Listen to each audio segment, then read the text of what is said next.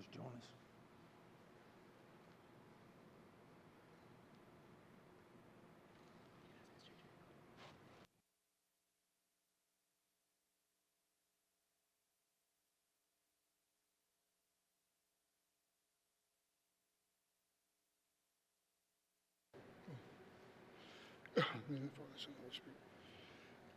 Say thank you to.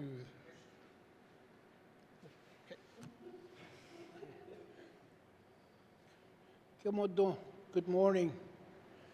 Good morning and happy Friday morning to each and every one of you. Let me start off with a prayer in my language that as a leader, you continue to do a good job for people throughout the Northwest Territories. And hopefully that we'll have a wonderful weekend. And the rest, I'm going to do this in my language, and I'll do Our Father in our language, and do from there. Did Zegeshan Nasha Haya Chiak or De Yaknis and that Nasha Haya Chiaki Masi on there. Nezin Heshe Haya Cheese out in. What are Nezi Dua Lata Raho and the Heshe Hayat a chi on there. The got Hayak Hung Dades and the Heshe Haya Chi Night Zenai Nida and the Heshe Haya Chi. Yet how they yet done is the true, was it out here, and the got high, on a dark colon is it the guys that in the ink I won a wonder, yak and the take, we get in the take wonder. What are the thought that they're going to out, and how do you can sound, how do you know only what needs to want to deal with wasn't well not here, and the yet how yet done is it true, is it out here, and so you must see. Thank you. Please be seated. Thank you, Jonas Lafferty, for the opening prayer and reflections. Minister statements, Minister of Infrastructure. Mr. Speaker, across Northwest Territories, infrastructure projects are about much more than design, labor, and raw materials. These critical projects encompass new opportunities to build, protect, and connect the North that benefits the whole Northwest Territories. I am proud of the government Northwest Territories is collaborating more closely than ever before with Indigenous governments and working together to set priorities, design projects, and help build infrastructure across the territory. This work is grounded in respect, partnership, and shared commitment to building projects that reflect local priorities and long-term commitments. Mr. Speaker, one of the critical projects that reflects respectful collaboration is the Deke Frank Channel Bridge replacement project, a project infrastructure initiative to replace the existing 1960s era bridge on Highway 3 with a modern structure. In addition to 2 lanes, the new bridge will also feature a separate pedestrian and cycling path to improve safety. In preparation for the future, the new bridge will also support growing traffic demands by establishing the removal of the height and width restrictions that currently limit oversized and heavy loads essential for housing, construction, and industrial activity in the area. It will also strengthen connectivity for communities in the North Slave region and enhance access for critical mineral development and trade along the national highway system. This project is being advanced by the Cleacho-Kiewit General Partnership, an Indigenous-led joint venture between the Cleacho Investment Corporation and Kiewit Corporation. The partnership's recent work include the construction of the Cleacho Highway, a critical corridor providing year-round, safe and reliable connectivity for the community of Wati and the first Indigenous equality investment in Canada's private-public partnership project. Construction of the Desquet-Frank Channel Bridge began in 2025, with the new bridge expected to be open for traffic in fall 2027, and the old bridge will be removed by the fall 2028. The Cleacho-Kiewit General Partnership is working with the Government of the Northwest Territories to ensure the project is delivered in a way that reflects regional priorities, protects the land and water, and prioritizes cultural considerations and maximizing long-term benefits for the communities. Mr. Speaker, the Department of Infrastructure is also working side by side with Indigenous governments on major corridor and access projects that will improve access to services and support economic development while respecting Indigenous leadership and knowledge. We are collaborating on winter road and marine resupply systems that are essential to Northern life, and Indigenous governments are key partners in planning, operating, and local employment for these critical links. With energy projects, we are working with the Indigenous governments on community power systems and renewable energy projects. These relationships support energy security and a more affordable and sustainable future. At the community level, we are working together to build schools and health facilities in a way that support Indigenous procurement and training. This commitment is reflected in the new Health and Social Services Centre in Toledo, nearing the end of its construction. After many delays, this project is expected to be completed in this spring. Local residents have been involved from the beginning, contributing to early construction work and now working with the building on wayfinding and interior signage, including where to place murals throughout the building. Another new project is the Betchico School, where the concept design phase is nearly completion. The Department of Education, Culture and Employment and Infrastructure are working closely together with the Cleacho government and the Cleacho Community Services Agency and the design consultants through the internal working group. This coordination approach ensures that community priorities are reflected at every stage of the planning and the decision-making. Collaboration has been continuous, deliberate, and enabled in every step of the project's development. Mr. Speaker, this is what government-to-government collaboration looks like. With these principles and practices in hand, we are leaders in Canada. We are building together, creating opportunity together, and improving regional and territorial economics. Our infrastructure projects are anchored in determination to make the Northwest Territories more resilient. These projects are in line with the needs and their aspirations of the people of the Northwest Territories and connect us to the rest of Canada. Thank you, Mr. Speaker. Thank you, Minister of Infrastructure. Minister statements. Minister statements. Member statements. Member statements. Member from Yellowknife North. Thank you, Mr. Speaker. Mr. Speaker, last Thursday evening, the lights went out at exactly the same time as a group of proud students from Mildred Hall School were hosting hundreds at the Prince of Wales Northern Heritage Centre for the grand opening of their museum exhibit, Stone and Bone to Code and Chrome, Ice Age to the Information Age. It must have been a scene those students will remember for a lifetime. In the eerie quiet, by the light of flashlights, a giant saber-toothed tiger and a megatherium looming over you, cardboard Stone Age creatures come to life. A politician would have likely been grumbling that those power outages are taking us back to the Stone Age, but for a child, magic. I was delighted to visit the exhibit myself earlier this week and to be inspired by what is possible within our education system and within the new BC curriculum. In building the giant cardboard creatures, the grade 1 and 2 students used their own creativity to figure out how to make them freestanding and then how to transport them to the museum intact. The grade 7 and 8 students created a historical timeline researching human inventions all the way from the Stone Age to today, and they got to choose which historical events were most important to them. I didn't realize it, but it turns out, yes, I do want to know about who invented peanut butter and when.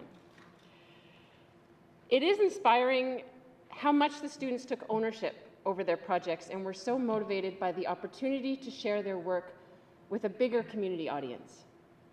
Imagine that the rest of the world actually cares what they're doing, cares about their ideas, and wants to learn from them. We spend our time at the Ledge poring over education reports and statistics, but the success of our education system and the well-being of our children ultimately does depend on the people. The dedication and passion of our teachers and administrators, the family members and volunteers who help kids go the extra mile with their projects, and the support of the whole community. Kids need to know that adults are not just there to tell them what to do all the time. We are here to learn from them, to value their unique contributions, and to challenge them to take the lead and to show us the way. Thank you, Mr. Speaker. Thank you, member from Yellowknife North. Member statements. Member from Range Lake. Mr. Speaker, the 2026 Milano Cortina Winter Olympics are in full swing. I am proud to join the millions of Canadians cheering on Team Canada as they showcase our nation's finest athletes. Each day brings out more of our athletes standing proudly on the podium, and an exciting week still lies ahead. What makes the Winter Olympics truly special is what they mean for our athletes here in the North. Our territory may be small in population, but we punch well above our weight, sending skilled athletes to compete on the world stage because many of these games are made for our people. Northerners have long shone in Winter Olympic sports, including the versatile biathlete Brendan Green of Hay River, cross-country skier Jesse Cockney from Yellowknife, and speed skater Michael Gilday.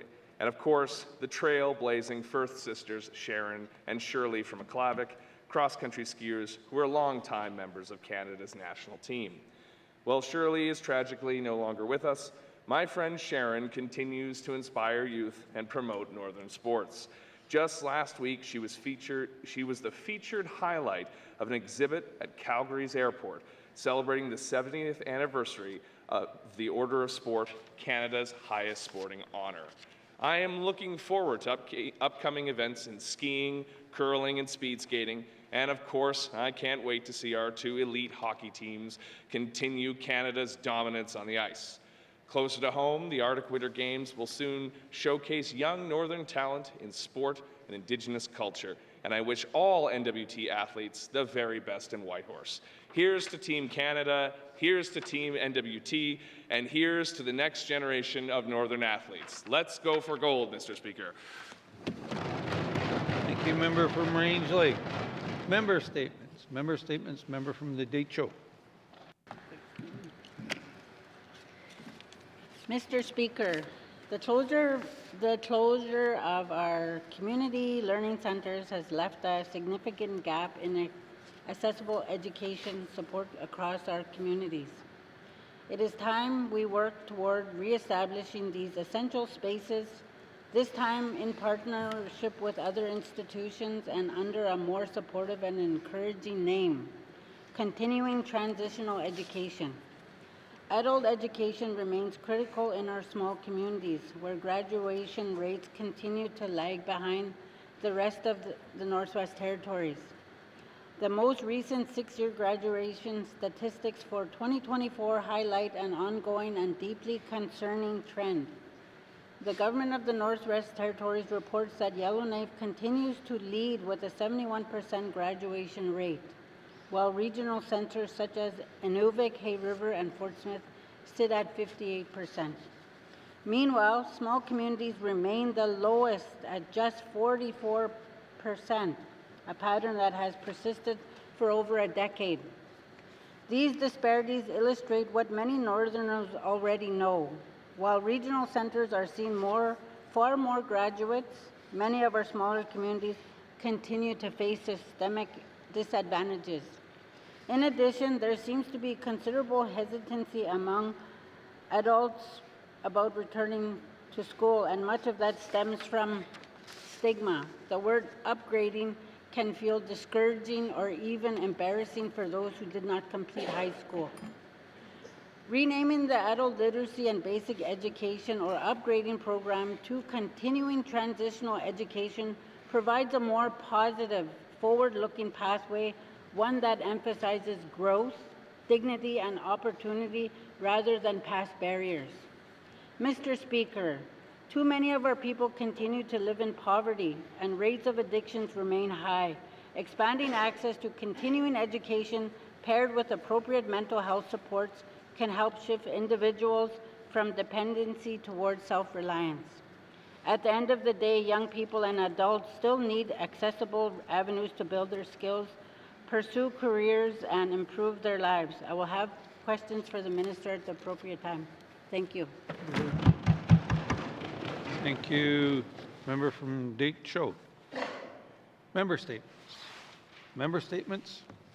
Colleagues, today I'm going to recognize the incredible leadership of the Lytico Regional High School Student Council and the grade 6 class from Lytico Elementary School. I've witnessed both groups working hard fundraising so students can proudly wear school hoodies and the grade 6 class trip to Edmonton. These efforts not only raise money, but they also build school spirit and give students practical experience in organizing events, managing budgets, and working as a team. Colleagues, these students are not just focused within the school's walls, but they also spread Christmas cheers in the community by preparing and delivering holiday treats and partaking in the Christmas bazaar. I had the pleasure of receiving one of those holiday treats from 4 young people. Within the school, the Student Council has been helping to organize fun, engaging events to bring students together in a positive way. The LKES grade 6 class helps make school events such as Christmas concerts more enjoyable by operating a concession stand. These activities create a more welcoming school environment, encouraging participation and giving students a chance to celebrate their culture, talent, and creativity. Colleagues, the LKRHS Student Council and the LKES grade 6 class shows that leadership role does not start when you are an adult. It starts when young people are trusted and supported to take the lead. These students are gaining skills and confidence that will carry into future roles as leaders in their families, communities, and the Northwest Territories. I'd like to thank the staff for taking their time to work with these students, especially the lead teachers, Mr. Greg Durant and Ms. Julia DePlaume, who are guiding the class towards an exciting and well-deserved adventure. Colleagues, I ask you to join me in congratulating the LKRHS Student Council, LKES grade 6 class, and thanking the staff, parents, and volunteers for supporting these impressive young leaders. Member statements. Member statements. Member from Toonaday-Willowday. Mr. Speaker, Western Canada is home to one of the world's largest freshwater systems, with the river basin flowing from Alberta throughout the territory to the Arctic oceans. These rivers are sacred to my people, the lifeblood of our communities, sustaining our culture, traditions, and way of life, and hold deep significance for our First Nations, Inuit and Métis in the Northwest Territories. It is also home to Canada's largest oil sands deposit, where sprawling industry complex of mines, wells in Alberta use millions of barrels of water each day to produce bitumen. This creates a growing network of tailing ponds now holding about 1.5 trillion liters of toxic water waste. Any leaks into the watershed would have devastating impacts on the ecosystem and the health of our communities. Our government signed a transboundary agreement in 2014 to ensure downstream communities have proper monitoring. Yet in recent years, spills like last year toxic leak took months to be disclosed. This agreement has no enforcement. There are no consequences if Alberta fails to act. Now in Alberta, it's proposing Bill 7, which amends their Water Act, and 2 amendments are deeply concerning. First, they want to fast-track the treatment and release of tailing waters, but the science isn't there. Timelines are unclear and treatment is unidentified. Second, the proposed emerging water basin directly violating our transboundary treaty. Diverting water at a time when northern water levels are at a 70-year low, a clear sign of environmental distress, putting on communities at real risk. It's no surprise that First Nation Alberta are taking their government to court, and Indigenous governments here in the north are raising the alarm. Our government must step up. If the agreement has no enforcement, it doesn't hold water. The Minister of ECC must take a firm stand, and the Premier must ensure our territory and the Indigenous governments have a united voice. I will have questions for the Minister of ECC later today on how we can protect our fresh water. Thank you, Mr. Speaker. Thank you, member from Tunde Welleday. Member statements. Member statements. Member from Yonge Centre. Thank you, Mr. Speaker. Appreciate that. Mr. Speaker, today I want to first begin by quoting the Minister of Infrastructure. His statement was certainly timely with respect to my member statement. It says capital projects encompass new opportunities to build, protect, and connect the North for the benefit of Northerners, Mr. Speaker. Mr. Speaker, it gave me a quick pause because I thought about the Arctic Economic Security Corridor and how important that's going to be. So I couldn't agree with that statement more. Now, what's interesting here is the Talicho and the YKDFN have a joint partnership, which I certainly support and believe in the empowerment of Indigenous governments and certainly people finding their way economically, socially, and building their community stronger, Mr. Speaker. But as I understand, they're examining the routes from Wati to Gamnati, then on to Wekwati. The intent is to do a straight shot to the straight north, which means, Mr. Speaker, believe it or not, from what I'm told, that their path of the Arctic Economic Security Corridor will go past Yellowknife and not even stop by. Mr. Speaker, that's in clear contradiction of the minister's statement about tying communities together.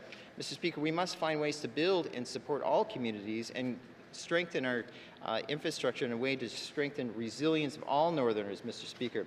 Yellowknife is the largest economy in the Northwest Territories, and essentially what this statement, from what I'm told, is it's creating a bypass past the capital. And that cannot be the case, Mr. Speaker. This is absolutely deeply concerning. Mr. Speaker, any discussion about this particular rigors of this project must include in some ways. If they want to make a ring road to tie it back to Yellowknife, I think then we achieve the same goals. If you want to ask me, is it important to connect Wati to Gamnati, I will say absolutely. Mr. Speaker, if you want me to ask me if I believe in connecting to Wekwati to the roads or infrastructure, absolutely. But Mr. Speaker, from what I'm told, this process is essentially just like the Mackenzie Valley Highway, going from Fort Simpson to Wrigley, ignoring Norman Wells and going straight to Inuvik. Could you imagine that particular case? Mr. Speaker, I can't stand for this, and I want to make sure when I ask questions to the Minister of Infrastructure to make sure that Yellowknife doesn't become a bypass road that is completely ignored. Mr. Speaker, again, Yellowknife is a key partner in this. Yellowknife MLAs support the Talicho people and the YKDFN, asserting their abilities to grow their economy and support their people, and I'll do that every way I can, but we cannot come at a cost of Yellowknife and the infrastructure here. Thank you, Mr. Speaker. Thank you, member from Yonge Centre. Member statements. Member statements. Returns to oral questions. Returns to oral questions.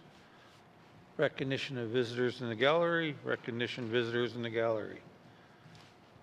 Replies to the budget, day 7 of 7. Member from Great Slave. Thank you, Mr. Speaker.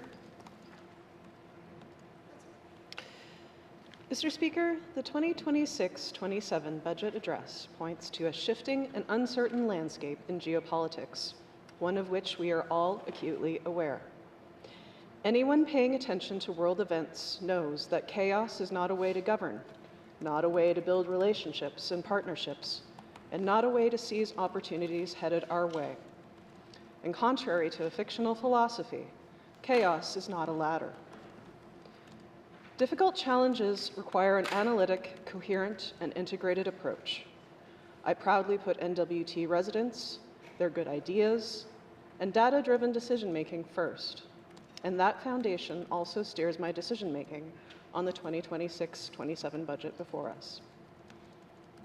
I think it is sometimes easy to forget that the population of the Northwest Territories would not fill the Commonwealth Stadium in Edmonton for an Elks game. It's worth noting that the GNWT does not have the magnitude of fiscal and human resources as compared to a larger provincial jurisdiction. This is demonstrated in part by the fact that our per capita public spending is astronomical compared to similar services south of 60, healthcare sadly being the quintessential example. Plainly, it costs more to provide public services for NWT residents. This is not a novel concept to any of us. At the same time, this chasm of disparity between an NWT resident and a provincial resident in available services and supports is wide, deep, and fundamentally wrong, as many of my colleagues have pointed out over the last 2 years. Residents of all 33 NWT communities should have equal opportunities to good health, education, economic opportunity, community and personal wellness, and a safe and warm place to lay their heads at night. I do not believe that any of us dispute that. But here we sit, in a territory facing down decades of compounding social problems, all of which need generational investment, and a government with a proposed pot of just under $2.4 billion to fund and maintain programs and services that many residents expect and depend on. When local and global circumstances pile on, as they have done so with a weary and unending frequency over the last 6 years in constant climate-related issues like flooding, low water, highway clearing, wildfire, and evacuations, to say nothing of a global pandemic, we continue to have cost overruns.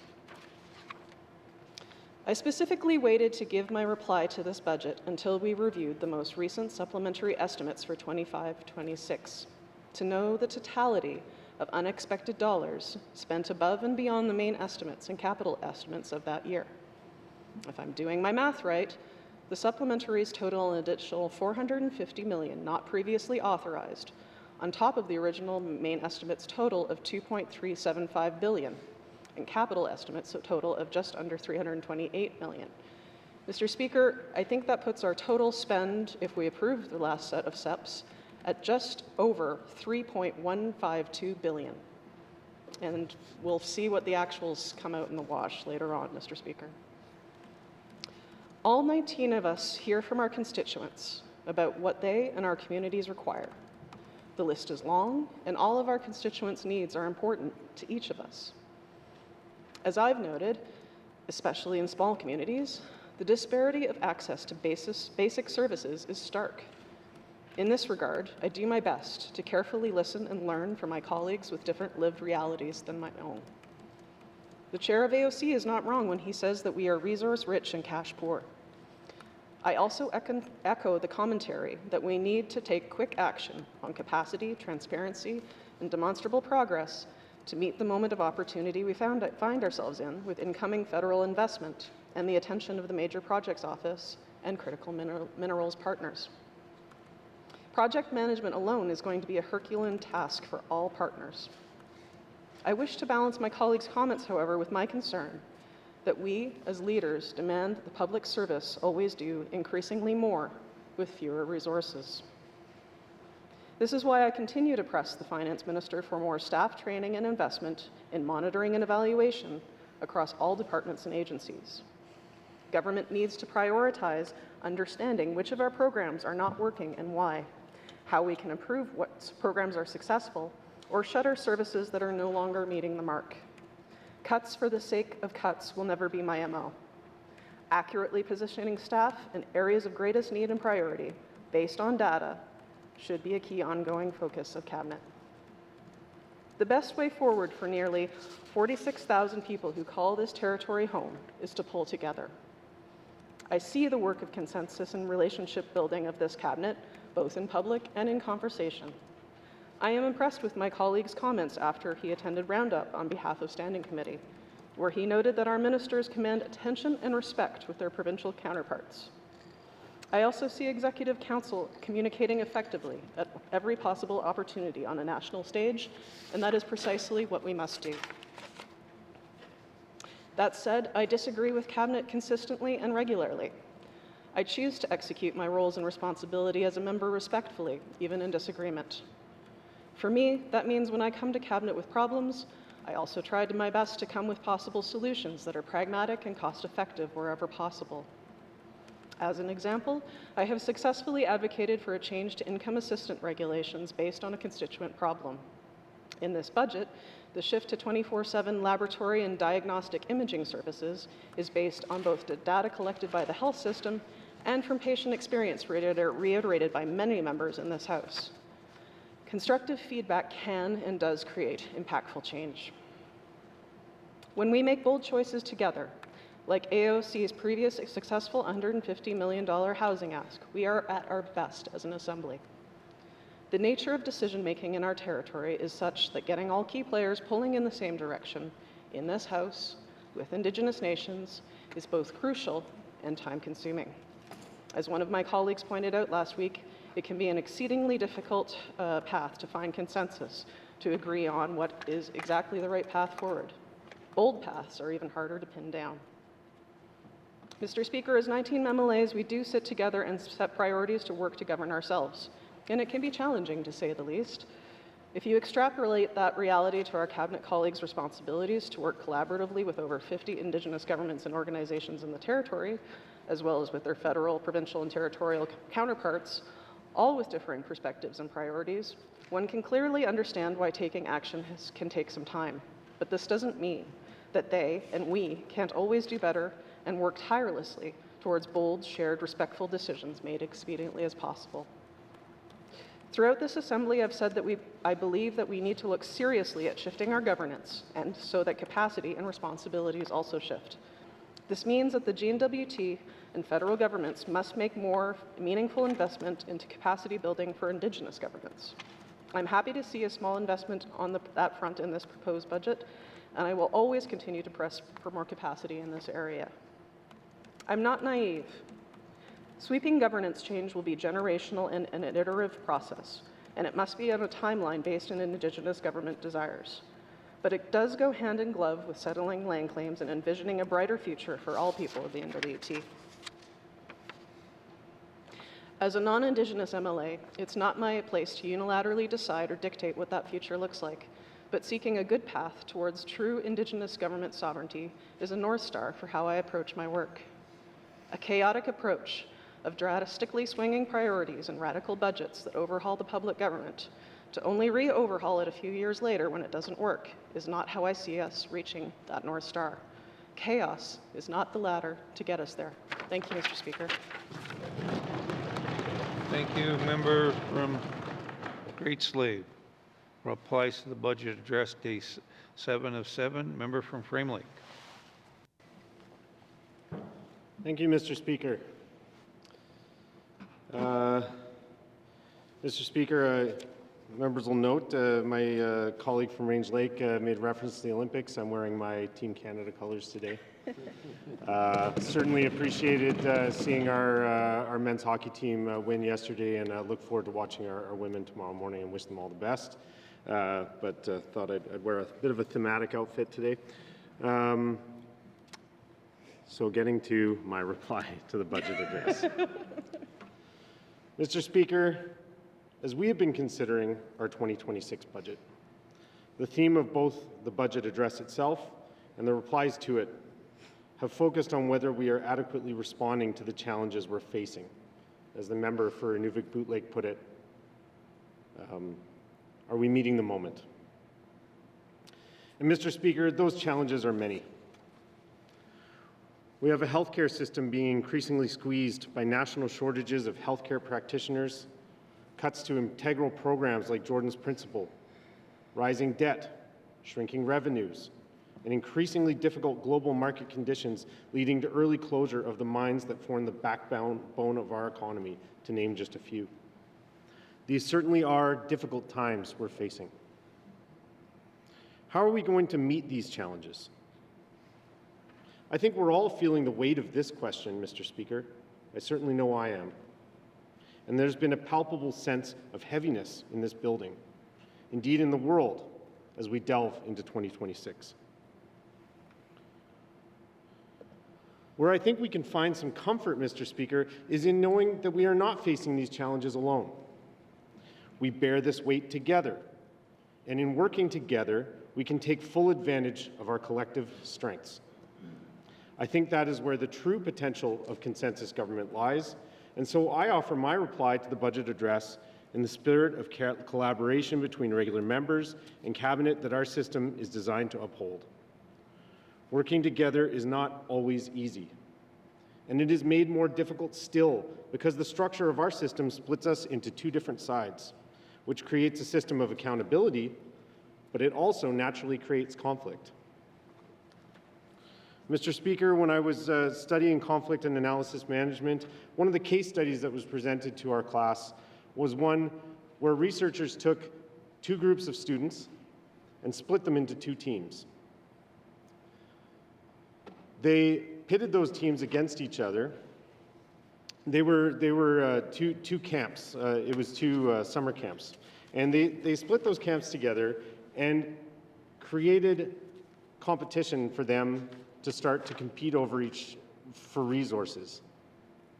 In that competition, researchers found that the camps quickly descended into tribalism, demonizing each other, fighting, and they observed both camps independently, and in both camps found that they increasingly started to identify strong differences and have difficulty seeing the other as being valuable, as being people who had good ideas. And then the researchers created a common problem that the camps had to fix. And they found that quickly, the demonization that had previously been occurring started to go away. The camps identified common interest, they started to see each other as teammates, and they worked together towards that common goal, and the animosity that had been building between them simply because they were divided started to disappear. I bring this up, Mr. Speaker, because I think it's easy to get caught up inadvertently in tribalism when we are split apart by structure. I think we sometimes do it without even realizing it. From the cabinet side, I would imagine that ministers look at us and feel frustration that it seems like we're asking for everything all at once. That if you did everything we were asking for, spending would be even more out of control than it is. And I acknowledge we do sometimes struggle to coalesce around common ideas, but we have also come together on the most major challenges facing our territory and pushed for change that reflects the priorities we all set together. And regular members certainly can't be blamed for all our budgetary woes. In my short time in this Assembly, I've watched cabinet struggle to curb spending and stick to their own stated policies. I've watched contracts double year over year. Projects escalate exponentially in cost without changing in scope. Mr. Speaker, just yesterday as we were reviewing the strategic infrastructure budget, it was revealed that we have spent more than $60 million collectively on advancing 3 major projects and have not yet finalized a project description for any of them, let alone successfully brought any of them through environmental assessment. Neither of our sides are perfect, Mr. Speaker. And so I would encourage members to reflect on this and the phenomenon of how our thinking changes when we are split into separate sides, and consider whether we are approaching each other with truly open minds and with the humility and strength of character to admit our shortcomings, to open ourselves to ideas of how to do things differently or better, and acknowledge that there isn't a single one of us who holds all the answers, but together as a team, we have a lot of strength and ability. Excuse me, Mr. Speaker.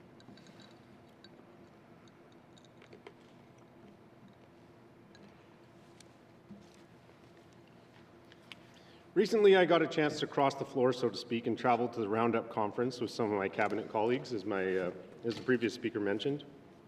As I noted in a previous statement, I was impressed by the time and dedication they put into fighting for our territory. I will admit, I felt a bit out of place at times. I was mostly there in an observer role. It's not my job to be a cabinet minister, and so I found myself reflecting on the role I do play in this system and how it relates to theirs. It was clear to me that our ministers are extremely busy and don't have the time that regular MLAs do to dive into issues in detail,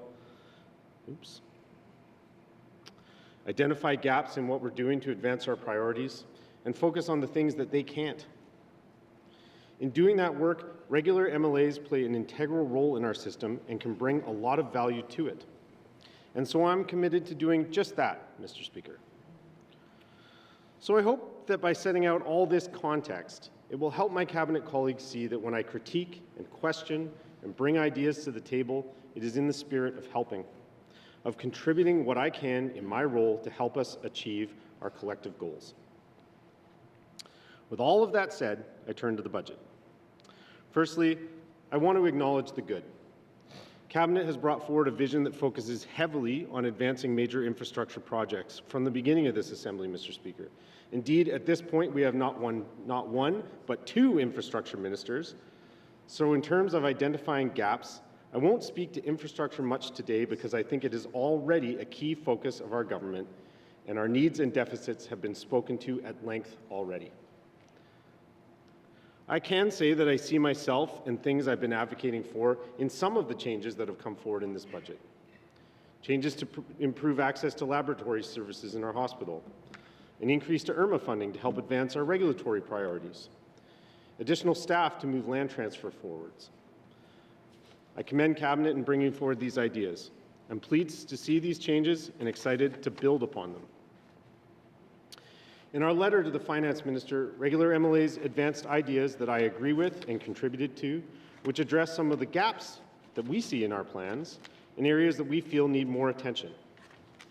I think it's important to let that letter speak for itself, but I'll highlight some of the areas I agree with most and where I think we need to be going.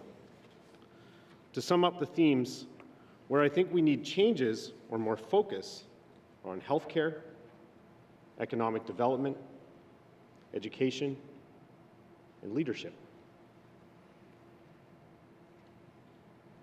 Healthcare. To put it succinctly, we need to focus our efforts on strengthening the foundation of our system from which all of our other healthcare goals and priorities will flow.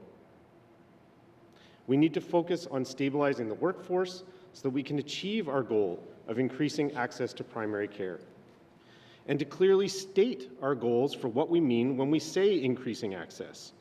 Goals which are simple and easy for the public to understand, such as addressing wait times and access to continuity of care from a primary care team whom they can book appointments with in a timely manner. It really needs to be that simple, Mr. Speaker. Though I know that getting us there is not a simple task by any means, I think by focusing on these fundamentals and on the foundation as we set our priority, access to care, that is how we will achieve our wider goals, our greater goals for the system that the Minister has been communicating.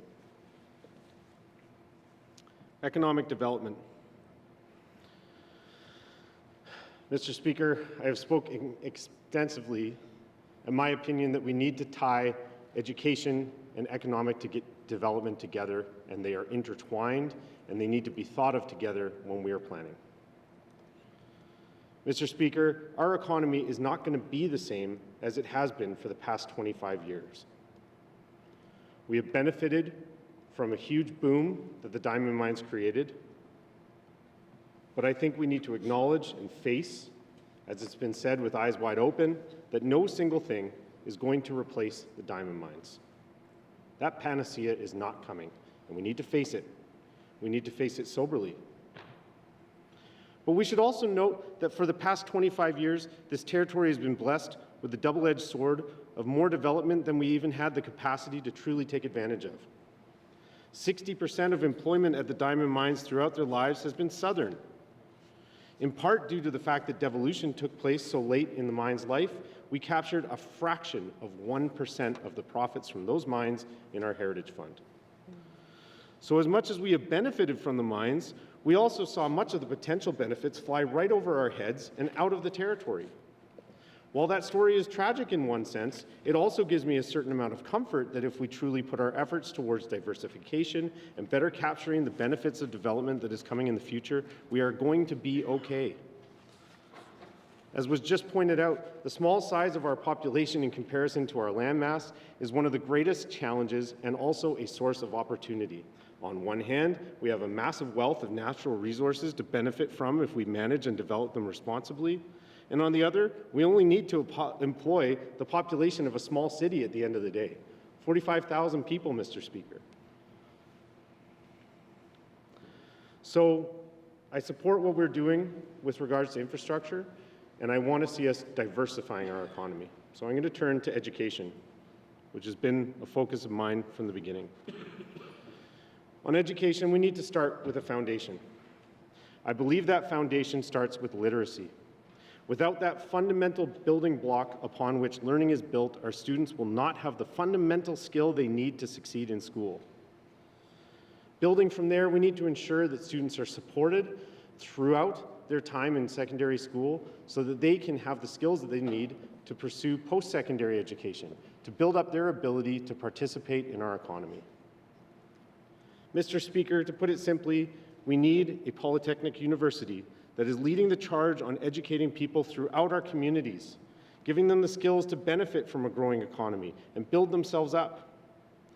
A post-secondary system anchored in our 3 campus communities and delivering programming to students throughout the territory could be a part of the transformative change that members are so desperately seeking when they stand up and speak about in this House about creating opportunities for their people and, most importantly, for our youth, the generation of people who are going to inherit the results of what we do or do not build today. So let's invest in them, Mr. Speaker, not just in our infrastructure, but in our people.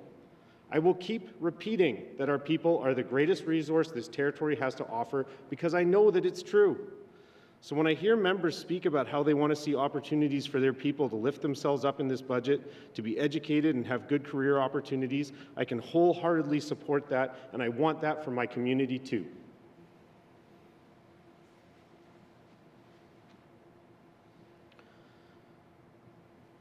The last item I want to speak to, Mr. Speaker, is leadership.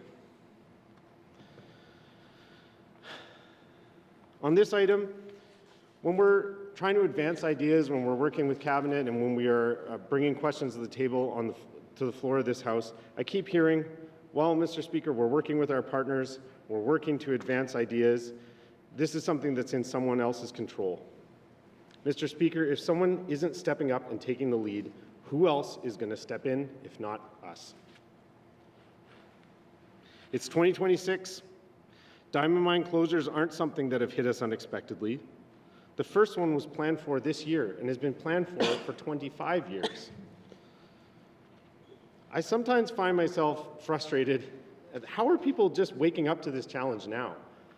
I started speaking about the need to diversify our economy and build a polytechnic university to try and build up the economy of this territory outside of just mining back in 2015 when I first ran for council. And I often hear criticisms of the Legislative Assembly, well, they haven't been talking about these problems. Whenever I hear that, I feel a bit frustrated because it's all I've been talking about as a politician for 11 years going now. I'll keep trying. I'll keep repeating that message. So what I would encourage our leaders to do, and encourage us to continue to do, is imparting a sense of urgency. This territory does need leadership.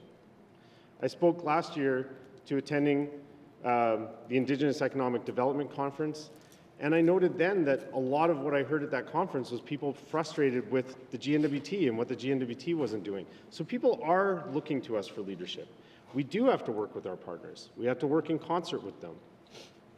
But at the tables that we're working with them in, I think that we can establish timelines, we can impart a sense of urgency, and we can help everyone coalesce together around the ideas that we've come up with to help grow our economy and to build up this territory. And we can be a force that brings those voices together and moves us in the right direction. I acknowledged in a previous statement that in some ways I see us doing that. I spoke to the agreement that was signed at Roundup. I've spoken to the work that we've been doing to advance that, and I strongly encourage us to continue doing that. And I would double down and say that at the tables where we're working together, we need to communicate the sense of urgency and help the governments that we're working with, some of which are challenged with capacity, to move forward. So that's why I think things like investing in IRMA funding are really important, because it helps us do just that. And I would encourage us to go even further. I would encourage us to look at the Intergovernmental Council table and what we can do to build up the capacity of that system so that we can move so many of our priorities that run through that system forward. We have to acknowledge, Mr. Speaker, that we are stronger together. As much as I've spoken today about our two sides working together, I feel the same way about the people of our territory. Of all the various governments that are working together to advance the goals of this small municipality with a landmass bigger than most other countries in the world. Mr. Speaker, we are certainly stronger together, and together we can succeed. But we run the risk of failing together too, if we can't come together and meet the moment. So I encourage us to all double down on our efforts, to set our differences aside, to work together. I encourage Cabinet to listen to the ideas, acknowledge them, and approach them with open minds that AOC is bringing to the table. And I think that together, we have the best chance of succeeding. Those are my comments on the budget address, Mr. Speaker. Thank you. Thank you, member from Frame Lake. Replies to the budget address, day 7 of 7.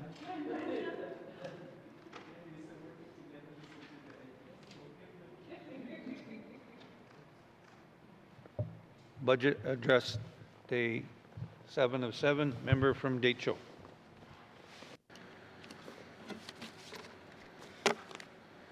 Merci, Mr. Speaker. I want to begin by stating that there are measures in this budget I support. It directs resources to shelters, health capacity, and wildfire readiness. Funding for emergency shelters will receive significant boosts. A homeless division is being created within Housing NWT. There is new funding for the Yellowknife Day Shelter and Sobering Center. These are steps in the right direction, but while I support these priorities, my constituents expect clarity on how these investments will benefit small communities, not only the regional centers.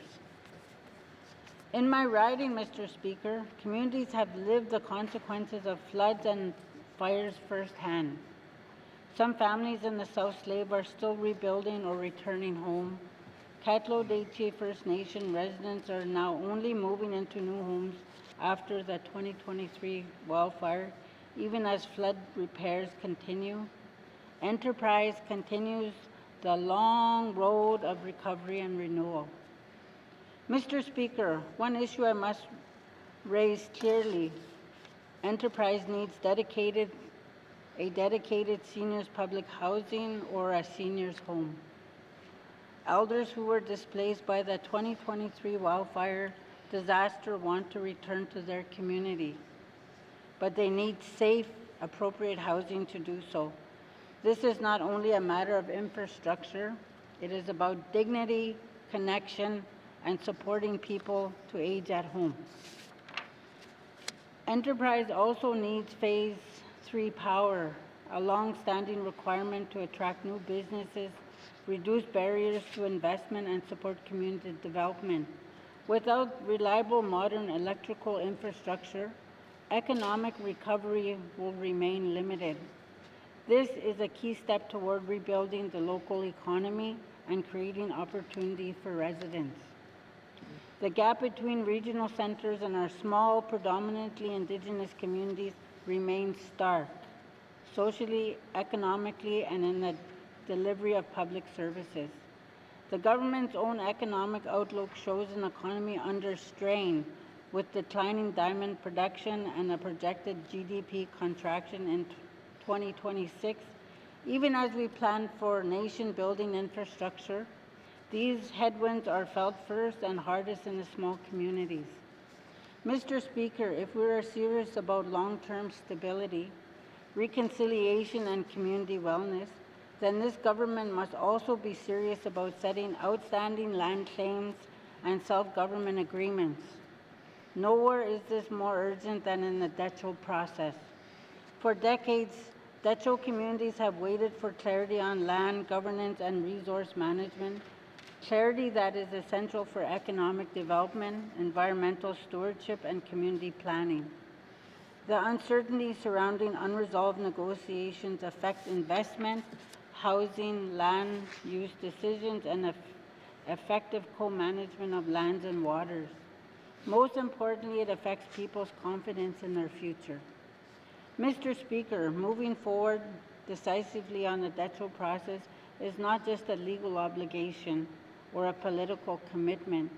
It is a community wellness strategy. Advancing negotiations and supporting the clear path to conclusions would strengthen regional governance and decision-making, provide certainty for businesses, communities, and investors, support Indigenous stewardship and cultural revitalization, enable land-based healing, tourism, and economic diversification, and honor the rights and history of the people who have lived on and cared for these lands since time immemorial. Mr. Speaker, if this government is committed to readiness, then readiness must include completing the work of setting land rights and supporting Indigenous governments to exercise the authority they have always held.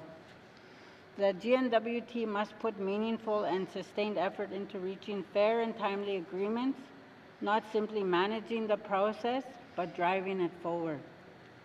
Mr. Speaker, education is a treaty right, and access to that right in small communities has been eroded. After Aurora College announced the closure of 19 community learning centers in June 2025, many residents, especially Indigenous learners, expressed serious concerns about losing local access to education and continuing education.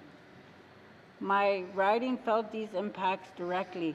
While the Minister has described a modernized approach through campuses and online delivery, the reality remains.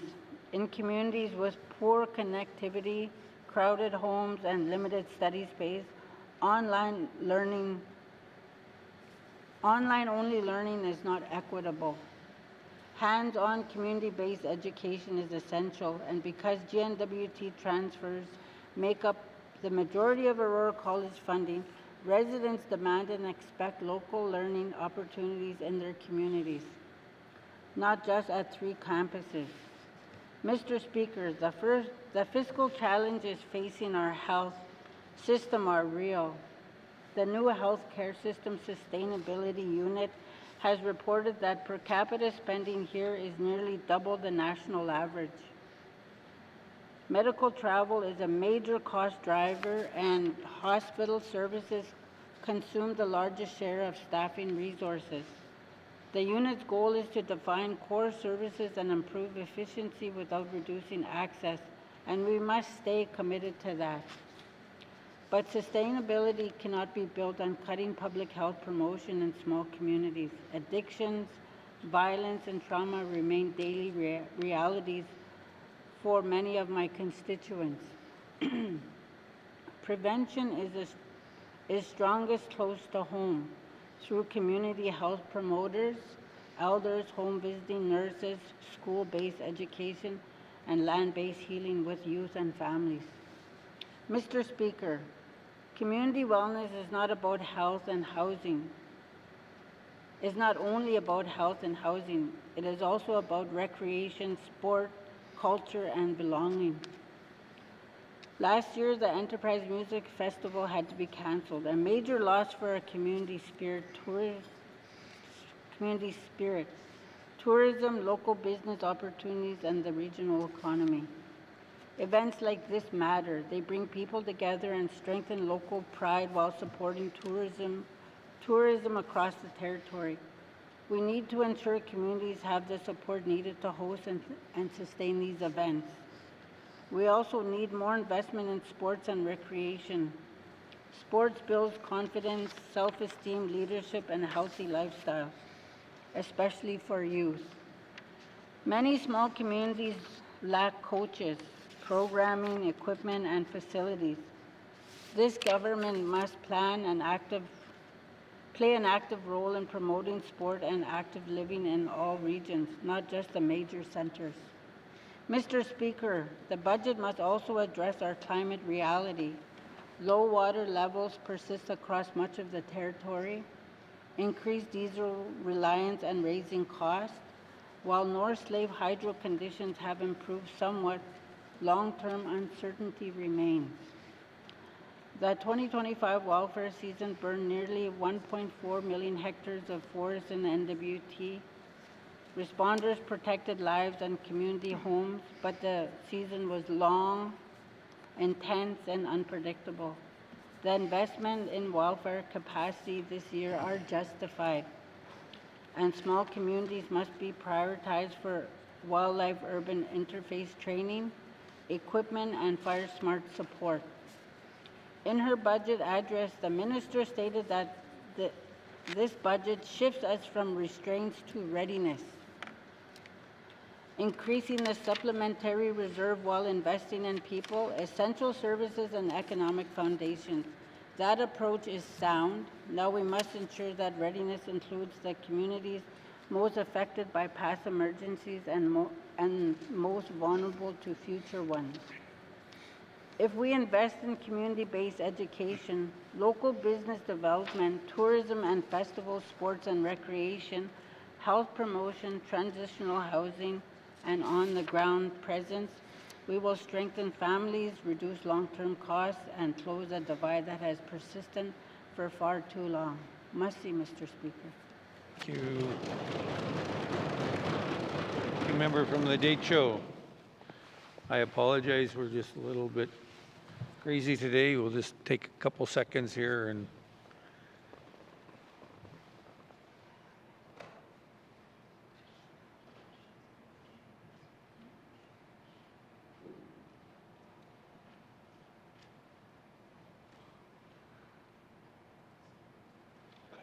okay. Thank you. Sorry for my little, just trying to get some stuff in order here. Applies to the budget address, day 7 of 7, member from Trinidad-Willety.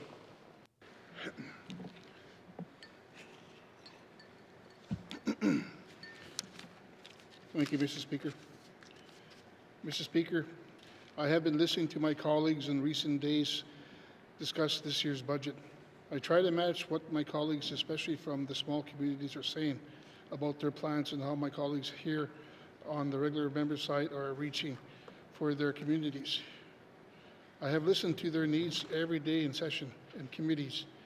Together, we are working for our communities, which are always at the margin of the services, opportunity, and power. When I was first elected, I entered this assembly in the by-election. I brought the concerns of my communities forward, but I was told the agenda was already set. It felt like the train had left the station, and I was chasing it after to jump onto it, but it was too late. When I was re-elected, I was ready to get to work right from the start. I had my priorities from years of collaboration with my community leaders and listening to my constituents. I sent in my priority list to the Premier and the Cabinet. I started with the capital planning because communities needed new schools, new recreation centers, and pumping stations. Yet I saw very little of my priorities reflected. It struggled to even just get a junction light by Ford resolution. And beyond capital planning, what about my people's services? What about medical travel programs that works for my people in emergencies? Healthcare is a treaty right, yet time and time again, my people are going to their bands for funding. For medical escorts for aftercare services, these aren't their responsibility. They are the GWT treaty obligation. What about the millions of being cut from Jordan principals from our schools? The consequences are less teachers, aides, less Indigenous programming, less in school services for disabilities Indigenous students. This amounts to a huge step backwards in Indigenous education when we should be indigenizing education. Decades at work and progress for our children is being rolled back. When the member from the Mackenzie Delta spoke, I agreed with him on many of his points. It's because so obvious that our treaty rights are not being honored. These are not abstract concerns. They are demonstrated and they have consequences on our whole territory. My colleague from Nunavut Lake in his comments spoke about how our government keeps describing change but not taking action. But taking action means leadership. Empty words are what happens when there's a lack of leadership. And we lack leadership on the right and needs of our Indigenous communities because they do not have the equitable power. They are left out. The member of the Illinois Centre spoke about dependency. Why is this government creating so much dependency? Our mines are closing and there are no new development in sight. This will impact our community's employment and investment. It should take this long to create an environment for investment. It shouldn't be this hard to partner with Indigenous governments to make investments happen. So we are back to dependency of the federal government for transfer. And if we don't have a strong economy and healthy people, and this budget does not address those needs. So our people will depend on the government because they don't have a meaningful employment of access to services that were promised to them in the treaties. The saying goes, the more things change, the more things stay the same. This is where our government is falling back to where we were before the GWT obtained power from Ottawa. And that is because this government has not taken or shaken its colonial perspectives. And the longer it takes to cast off those vestige of colonialism, the worse our problems are getting. Because we are falling behind. And this assembly, I fear, we won't be able to turn the tide unless we act. But taking action means sharing power with Indigenous governments. This government knows that because that what every leadership candidate recognizes during their leadership committee, the Premier himself spoke of a 50-year vision towards the future of the North where shared power and decentralized services. This is the only way we can move forward the future together. Instead, we are stalled with the budget like these because the colonial government believes first and foremost it needs to protect its power. But soon that power will just be a paper because Ottawa will be subsidizing everything the father will fall behind. This leaves our community scrambling for a bigger piece of the shrinkage budget because their needs will stack up on healthier people, more unemployment, less education, less housing, more capacity leaving the communities and leaving the North. This is why we need the structure to reform from the United Nations Declaration of Rights of Indigenous People and act because those structures reform, one that I realize will change how these budgets will be created. I was here when the last Assembly passed Bill 85, which directed this government to implement UNDRIP. It was a momentous occasion that promised to be very beneficial for First Nation and Indigenous governments across the North. We believe it was not just empty words, but a plan for action. The UNDRIP Declaration provides framework for reconciliation, healing, and peace. It reaffirms the rights of Indigenous people, recognizes in Section 35 of the Canadian Constitution. After that vote in the previous Assembly, work now must be done to factor this declaration into all our decision-making process. The Truth and Reconciliation Commission highlighted in their calls for action as well, further to UNDRIP. All MLAs in this House made an oath to honor and respect treaties signed with Indigenous people we took office. The treaties were always the law of the land. They backed up by international legal standards which were reaffirmed through in this chambers. Indigenous governments and organizations across the territory have also signed the NWT Council of Leaders Memorandum of Understanding.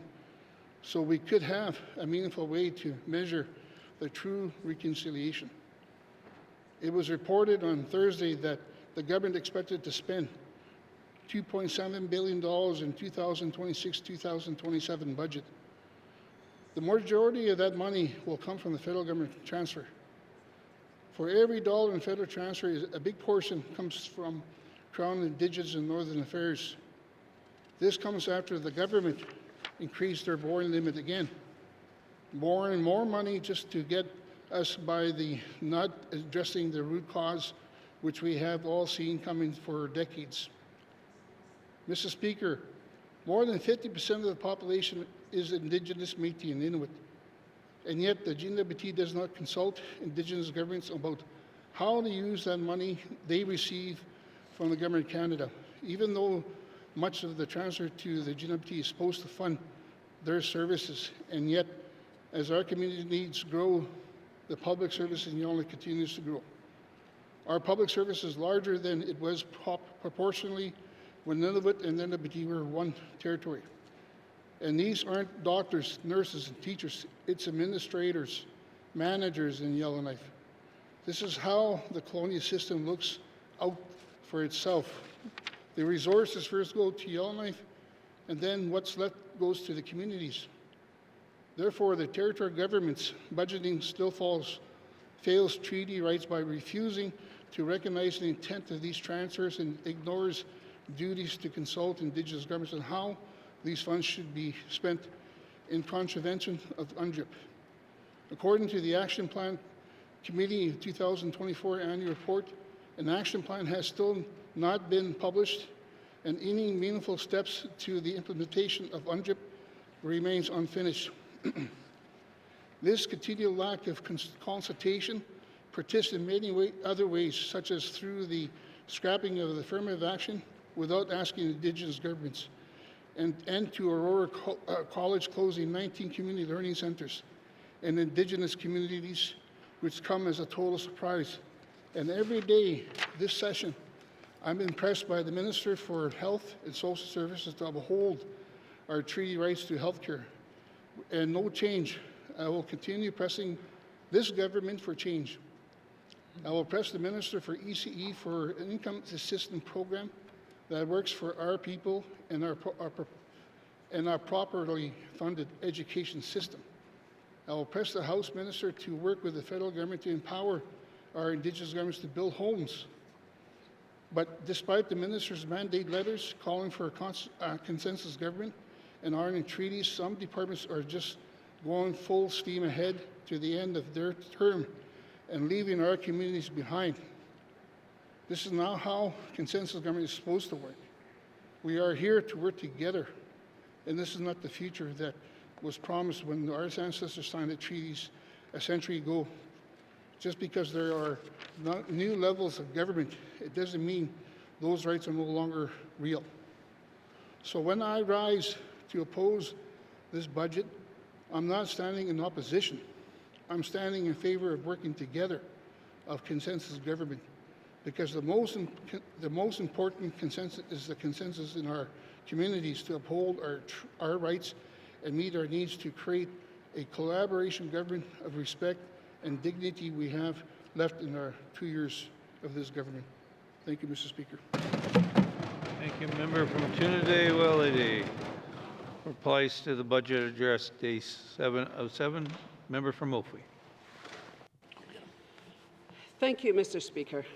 Mr. Speaker, I believe these main estimates represent one of the most consequential budgets in recent years. The GNWT spending limit has increased from $1.8 billion to $3.1 billion. These are significant decisions that will shape the future of our territory and require thoughtful reflection and careful justification. Mr. Speaker, our programs, investments, and policies must empower people, especially young people, to build lives with dignity, purpose, and stability here in the Northwest Territories. In our small communities, we need our youth. We know our youth are brilliant, resilient, and talented. If our education system consistently delivered strong outcomes, many of them would already be thriving in careers they love. One positive step, Mr. Speaker, has been the removal of the funding cap for Northern Indigenous students under the Student Financial Assistance Program, an overdue change. For far too long, Mr. Speaker, that cap forced young people into impossible decisions. Either start school immediately, even if unsure of their direction, or wait and risk life circumstances later closing the door. Many who waited are now moving from job to job, not out of passion, but to meet basic needs. There is a real difference between having a job and having a career. Yet even without the cap, post-secondary education remains expensive. Tuition, books, equipment, food, transportation, and especially rent add up quickly.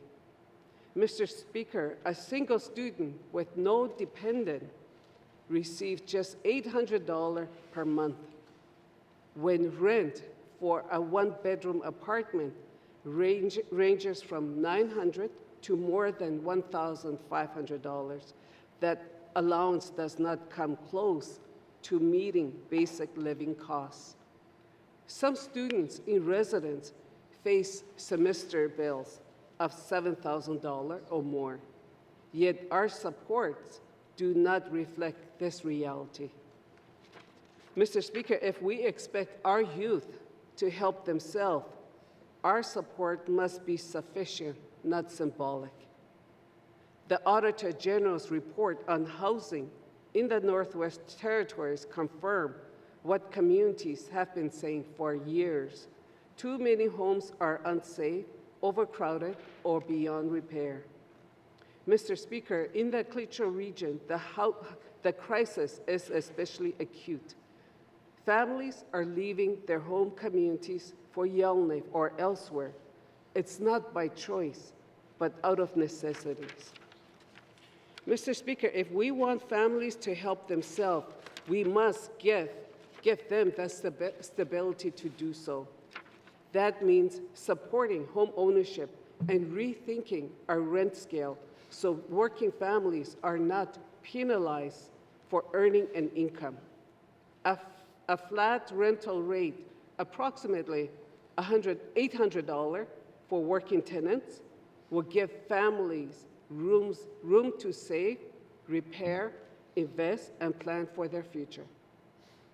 Our wastewater data tell us the hard truth, Mr. Speaker. Opiates, sedatives, excuse me for my pronunciation, and stimulants are affecting every region, every family, and every age group. We must acknowledge what is missing. We do not have enough treatment options, Mr. Speaker, extended care or aftercare. Without stable housing, the risks of relapse remain heartbreakingly high. Mr. Speaker, research shows that maintaining sobriety for 1 year dramatically improves long-term success. But we cannot expect individuals to return from treatment to homelessness or the very environment that contributed to their addictions. On-the-land programs are vital and effective for many, but others need Western-based treatment, clinical support, and structured programming. Addictions are also driving the rising number of children in care, often because of unsafe housing or unsafe environment. Mr. Speaker, if it is not for the grandparents, there would be more children in care due to the addictions. Mr. Speaker, if we want healthy communities and a strong economy, we must first support healthy people. Mr. Speaker, our economic landscape is shifting. Mines are closing, and oil and gas activity has slowed. We need an economy that generates its own revenue, supports its own workforce, and builds its own future. We must prepare also for what the Premier has acknowledged. As land claims are finalized, the role of the territorial government will fundamentally change. The federal government will deal directly with the Indigenous governments, and the funding formula we rely on will not remain the same. We must prepare with clarity and long-term planning. Mr. Speaker, the government must focus its investment on 4 priorities: housing, education, health, and community governments. Housing. Overcrowding harms both health and education. Diseases spread more easily, stress increases, and children struggle to study in overcrowded homes. I thank the minister for the commitment to 300 new homes, and we must commit to 300 more built in the communities with the greatest need. Education. Education is a key social determinant of health and has long-term effects on our justice system, addiction rates, and economic outcomes. Health. Mr. Speaker, small communities rely on health services, nurses, ambulance staff, emergency responders, who are always on standby. These services never take a break, and they must be properly funded. Home care and long-term care services must support elders to remain in their homes and communities. Community government.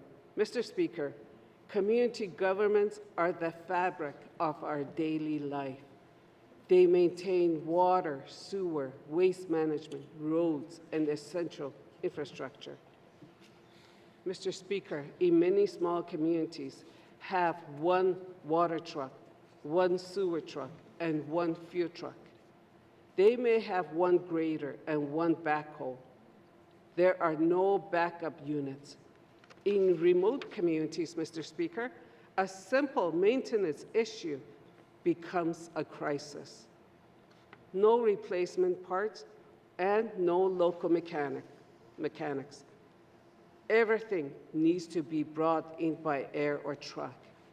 Minor cost becomes major cost.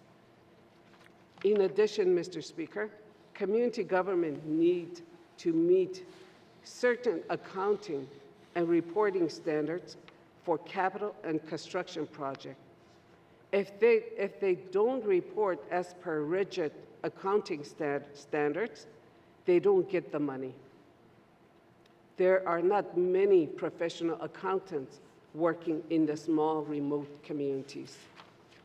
Mr. Speaker, likewise, water and waste services funding is frozen at $22 million.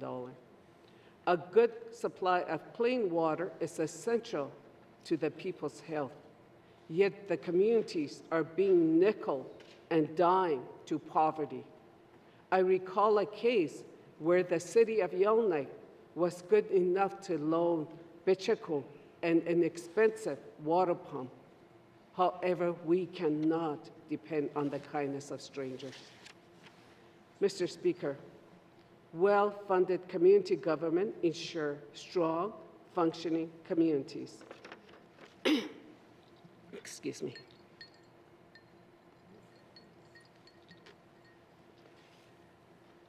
We must flow more infrastructure funding to them, Mr. Speaker, especially as many of our facilities age. Our 33 communities, especially small Indigenous ones, have many needs but few services. We must reduce restrictions and empower them with flexible funding. Communities know best what their communities needs. Mr. Speaker, if we are truly committed to helping those who help themselves, then we must make bold, practical investment that reflect the realities of our people. Housing is safe and available, education that opens doors, health services that support wellness and recovery, and community government that that are empowered to lead. These are not optionals, they are foundational. Mr. Speaker, by strengthening these pillars, we give individuals and families the tools to build their own success. We create conditions where young people can pursue careers, where families can stay in their home communities, where those battling addiction can heal, and where our economy can stand on solid ground. This is how, Mr. Speaker, this is how we honor our responsibilities. This is how we build resilience. And this is how we secure a strong, sustainable future for the Northwest Territories. In closing, Mr. Speaker, with reference to what my colleague from Frame Lake said in his budget address regarding working together and listening to our ideas, I would like for the Cabinet to listen to us and to work with Cliccho to create Cliccho Administrative Region. Thank you. Thank you. Member from Mophie. Applies to budget to address day 7 of 7. Replies to the budget address day 7 of 7. Acknowledgements. Acknowledgements. Oral questions. Member from Yonley Center. Thank you, Mr. Speaker. Mr. Speaker, my questions will be to the Minister of Strategic Infrastructure.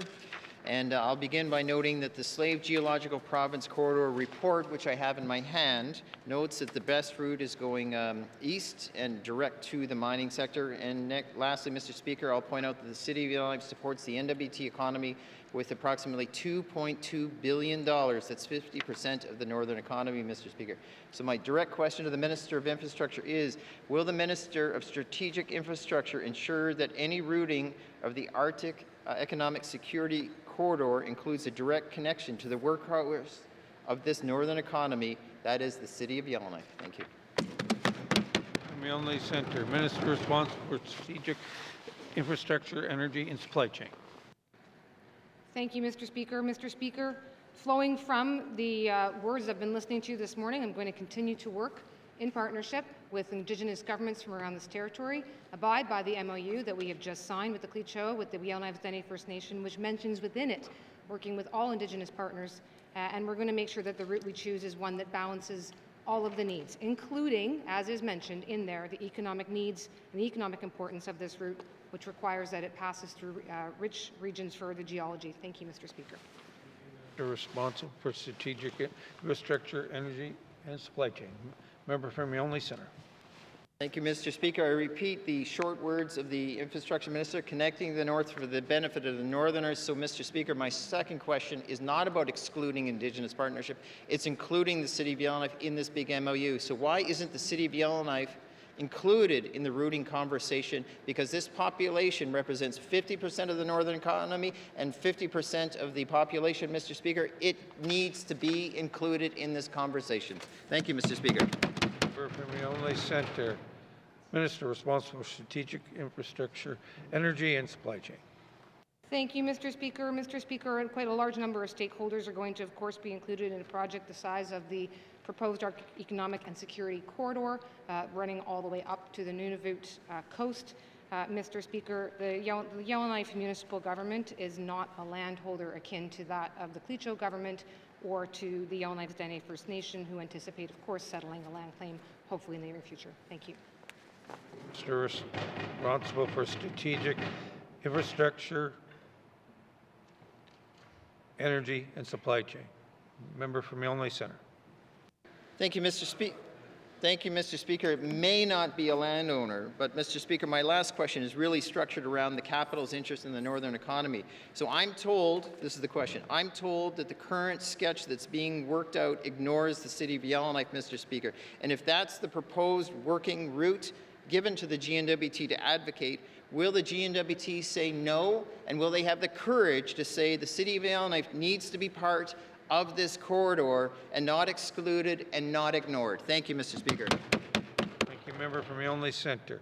Minister responsible for strategic infrastructure, energy, and supply chain.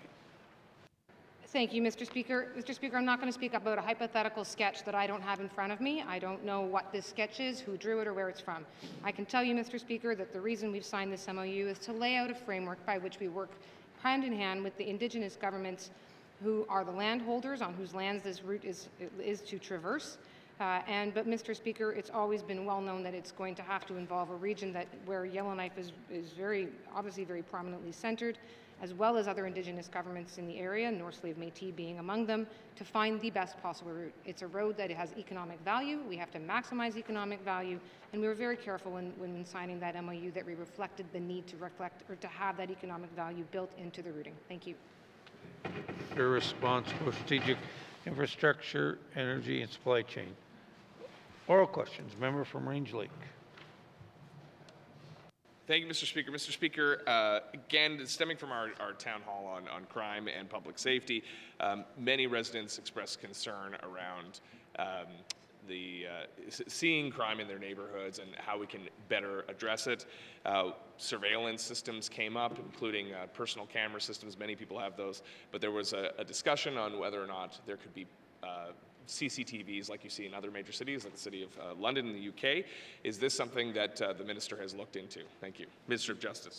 Thank you, member from Range Lake. Minister of Justice. Thank you, Mr. Speaker. Mr. Speaker, no, this is not something that I've looked into. I know within Canada there are privacy implications that would apply to that approach, and certainly from what I do know about the topic, it's also typically the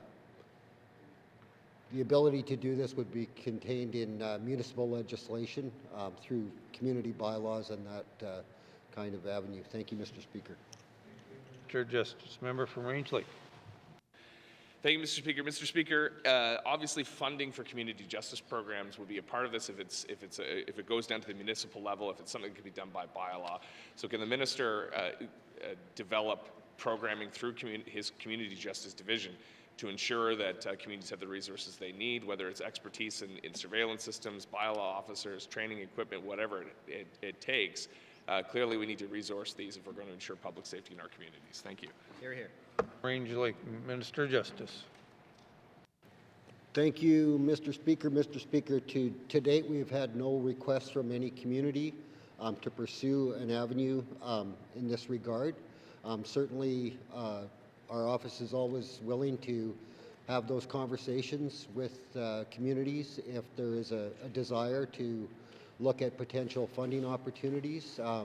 So happy to entertain those if someone was to reach out. Thank you, Mr. Speaker. Final supplementary. Member from Range Lake.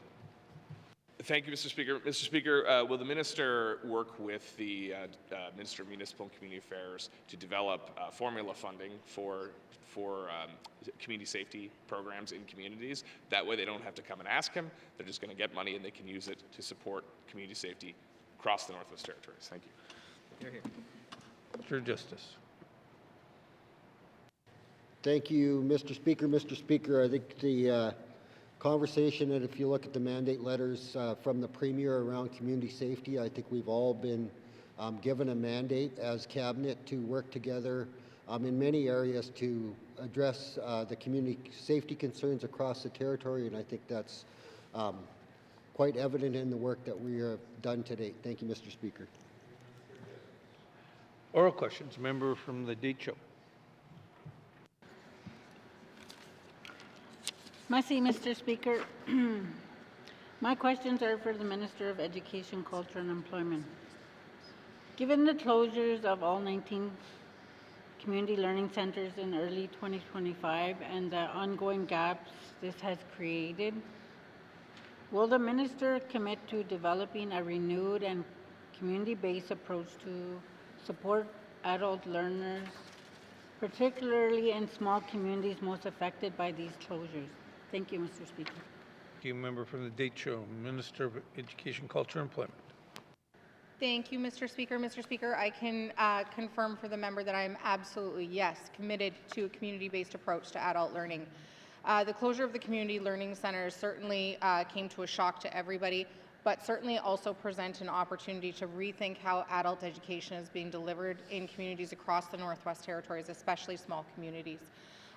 Following the closure of the community learning centers, I directed my department to develop a critical path outlining both short-term and medium-term solutions. That was everything from partnerships with the Literacy Council, where we're seeing employability training that is happening right now, to engagements that will be happening with Indigenous governments to really define more longer-term or medium-term how we're going to really shift community-based learning in the Northwest Territories. Thank you. Education, Culture, Employment. Member from Decho. Thank you, Mr. Speaker. My next question is, when will the minister present a clear and concrete plan for delivering continuing transitional education in our communities, including in-person adult learning options, to replace the services lost with the shutdown of the community learning centers? Thank you. Thank you. Member from the Decho. Minister, Education, Culture, and Employment. Thank you, Mr. Speaker. So, Mr. Speaker, that plan is being worked out right now. So that includes some of the things that I just spoke of, like those partnerships with the Literacy Council, the outreach centers, but also it really comes down to work directly with communities and Indigenous governments so that we can use this as an opportunity to reimagine what that in-person learning can look like in small communities. And so we're working both on kind of short-term and more medium-term approach to this. And I'm hoping to have something to come back to members, and I will continue to update members as I get more information from the department on the work that they're doing with this engagement. Thank you. Minister of Education, Culture, and Employment. Final supplementary. Member from Decho. Merci, Mr. Speaker, and thank you to the minister for that. Can the minister provide updated information on how effective the online upgrading model has been for learners in the Decho riding, and does the minister consider these outcomes successful when compared to past enrollment levels in the region? Thank you, Mr. Speaker. From the Decho. Minister, Education, Culture, and Employment.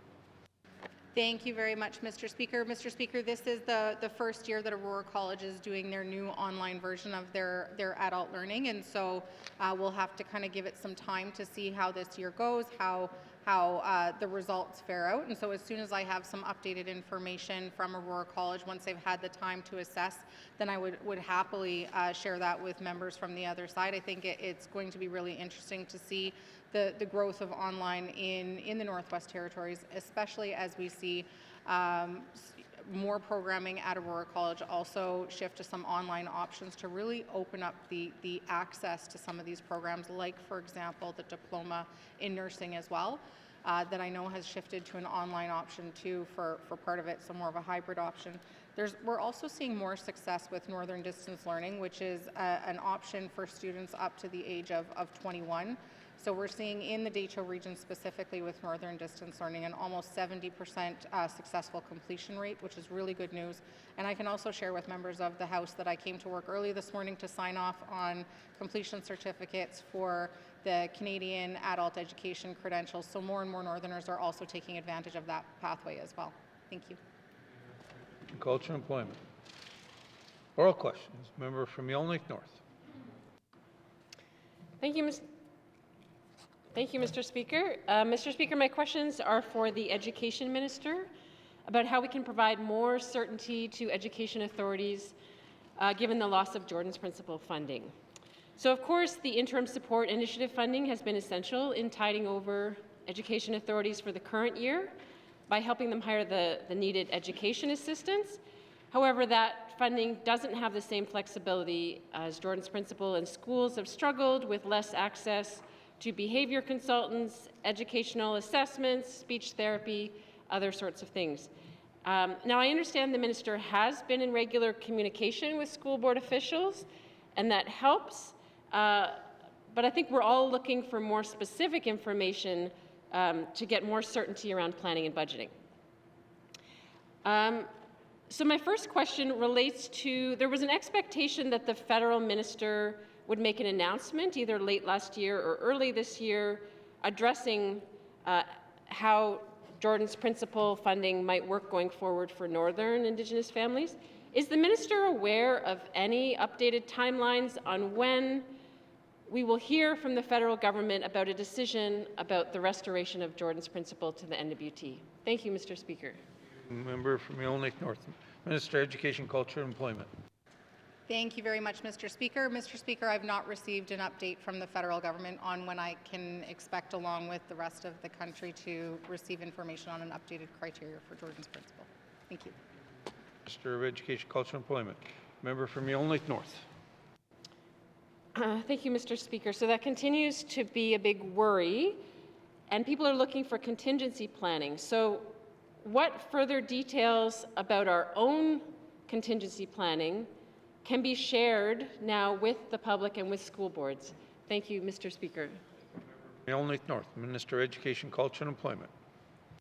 Thank you very much, Mr. Speaker. So, Mr. Speaker, I last sat down with all of my education partners in November of 2025, and as you can imagine, Jordan's Principle was a leading topic that we discussed. I've also had the opportunity to speak with multiple chairpersons of multiple education bodies about this same subject.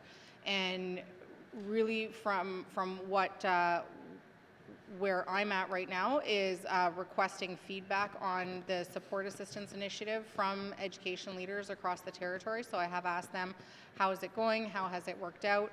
And for their feedback on the program that we were able to stand up here in the Northwest Territories. Thank you.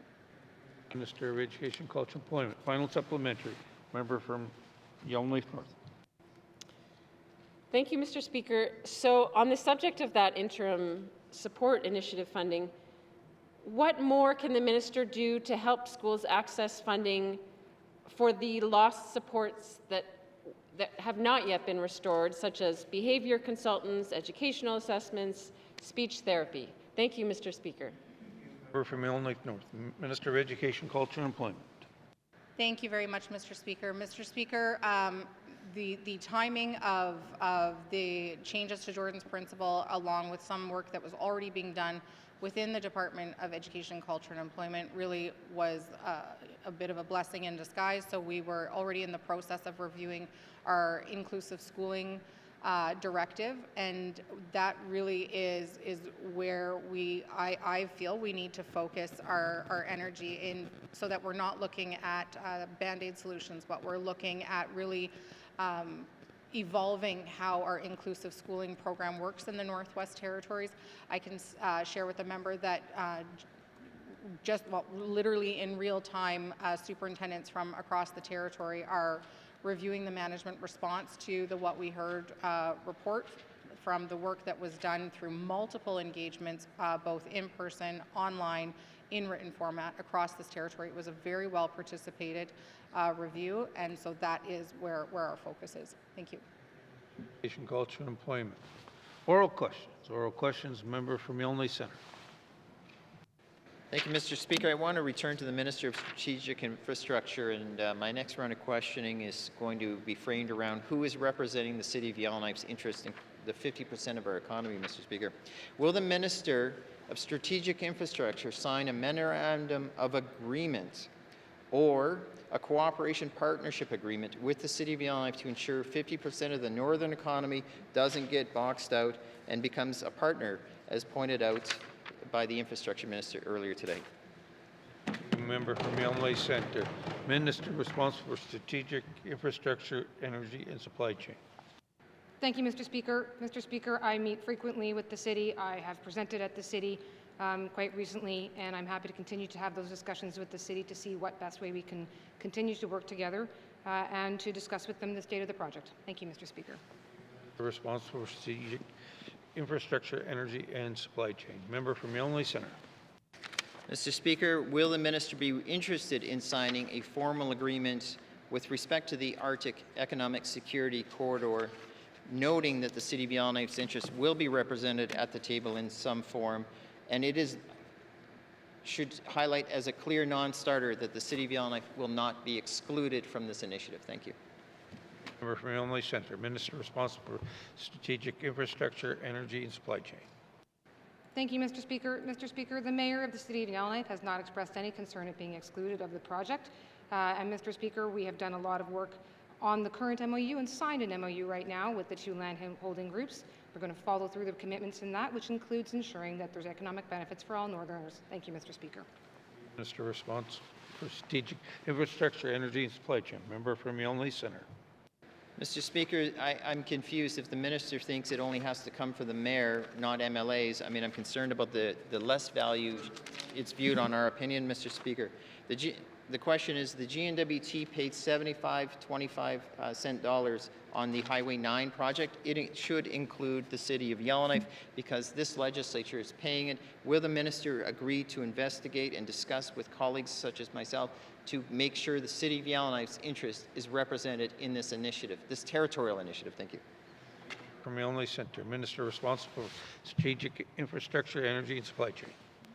Thank you, Mr. Speaker. Again, I've already signed an MOU that says that we are committed to drive significant economic activity for Indigenous and Northern residents and communities through responsible and environmentally sustainable critical mineral development. That is what the MOU that we just signed says, Mr. Speaker. I intend to follow through on that.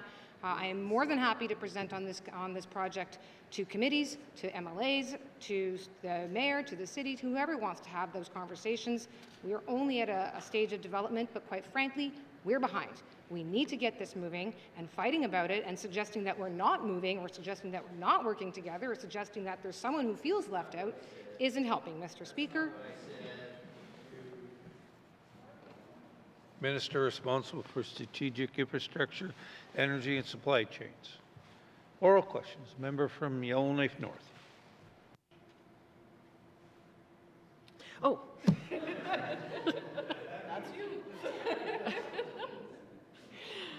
Thank you, Mr. Speaker. I wanted to follow up with the Minister of Education along the previous line of questioning around Jordan's principal funding. So, given that we can't wait indefinitely before budgeting and planning for next year, has the minister given the federal government or the federal minister some deadline as to when we need to hear something, when we need a decision by in order for us to do our own planning for the next school year? Thank you, Mr. Speaker. Member from Yellowknife North, Minister of Education, Culture and Employment. Thank you very much, Mr. Speaker.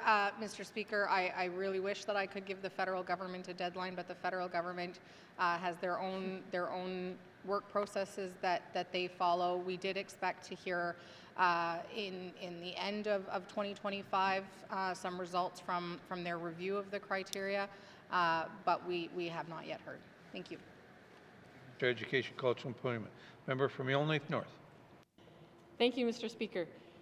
So has the minister set her own deadline for, if we don't hear back, at that point, we will work on bringing forward our own internal contingency funding for the next school year? Is there a date in the minister's mind by which, by that point, we need to come up with our own money if we haven't heard from the feds? Thank you, Mr. Speaker. From Yellowknife North. Minister of Education, Culture and Employment. Thank you very much, Mr. Speaker. Mr. Speaker, I can confirm that this conversation is definitely live with not just myself, but also with my cabinet colleagues. And I can also confirm that I'm very focused on supporting the Department of Education, Culture and Employment to move forward with the inclusive schooling review and to really walk the line between making sure that we do that as quickly as possible, but also making sure that we are very thoughtful and purposeful in our actions, because this is not a Band-Aid solution. It is a complete shift in changes that are needed to our education system for decades to come. Thank you. Education, Culture and Employment. Final supplementary. Member from Yellowknife North. Thank you, Mr. Speaker. Will the minister commit to bring forward a supplementary appropriation ask in the May-June session if we have not heard by then about the federal government's commitment to restore Jordan's principal funding? Thank you, Mr. Speaker. Member from Yellowknife North, Minister of Education, Culture and Employment. Thank you very much, Mr. Speaker. Mr. Speaker, what I can commit to the member is making sure that I'm working with my cabinet colleagues through processes on this side of the House, and I can confirm with the member that I have the support of my colleagues to make sure that we're having conversations around education and doing what we can to support Northerners. Thank you. Minister of Education, Culture and Employment. Oral questions. Member from Great Slave. Thank you, Mr. Speaker. Mr. Speaker, for those of the public who follow along in committee in the whole, they may have recognized that we had some confusion around the airport revolving fund the other night, Mr. Speaker, and so my questions are for the Minister of Infrastructure. With the proposed incoming investment to the Yellowknife Airport and the admittedly likely large pressures that will put on the airport and our planning, does the minister have anything that he's willing to share at this point around what we can expect to see for proactive planning to set the airport up for success for our D&D partners? Thank you, Mr. Chair, or Mr. Speaker. My apologies. Member from Great Slave. Minister of Infrastructure. Thank you, Mr. Chair. So a lot of work's being done on the Yellowknife Airport strategic plan. There's been lots of public engagement, lots of work going on in the background. The department's been working with Department of National Defense on use of the area and what they can expect. So a lot of that's been working hand in hand. So yeah, just in general, I guess there's a lot of work being done in the background to prepare the Yellowknife Airport for what potentially could happen there with potential growth and work being done by Department of National Defense. Thank you, Mr. Speaker. Member or Minister of Infrastructure. Member from Great Slave.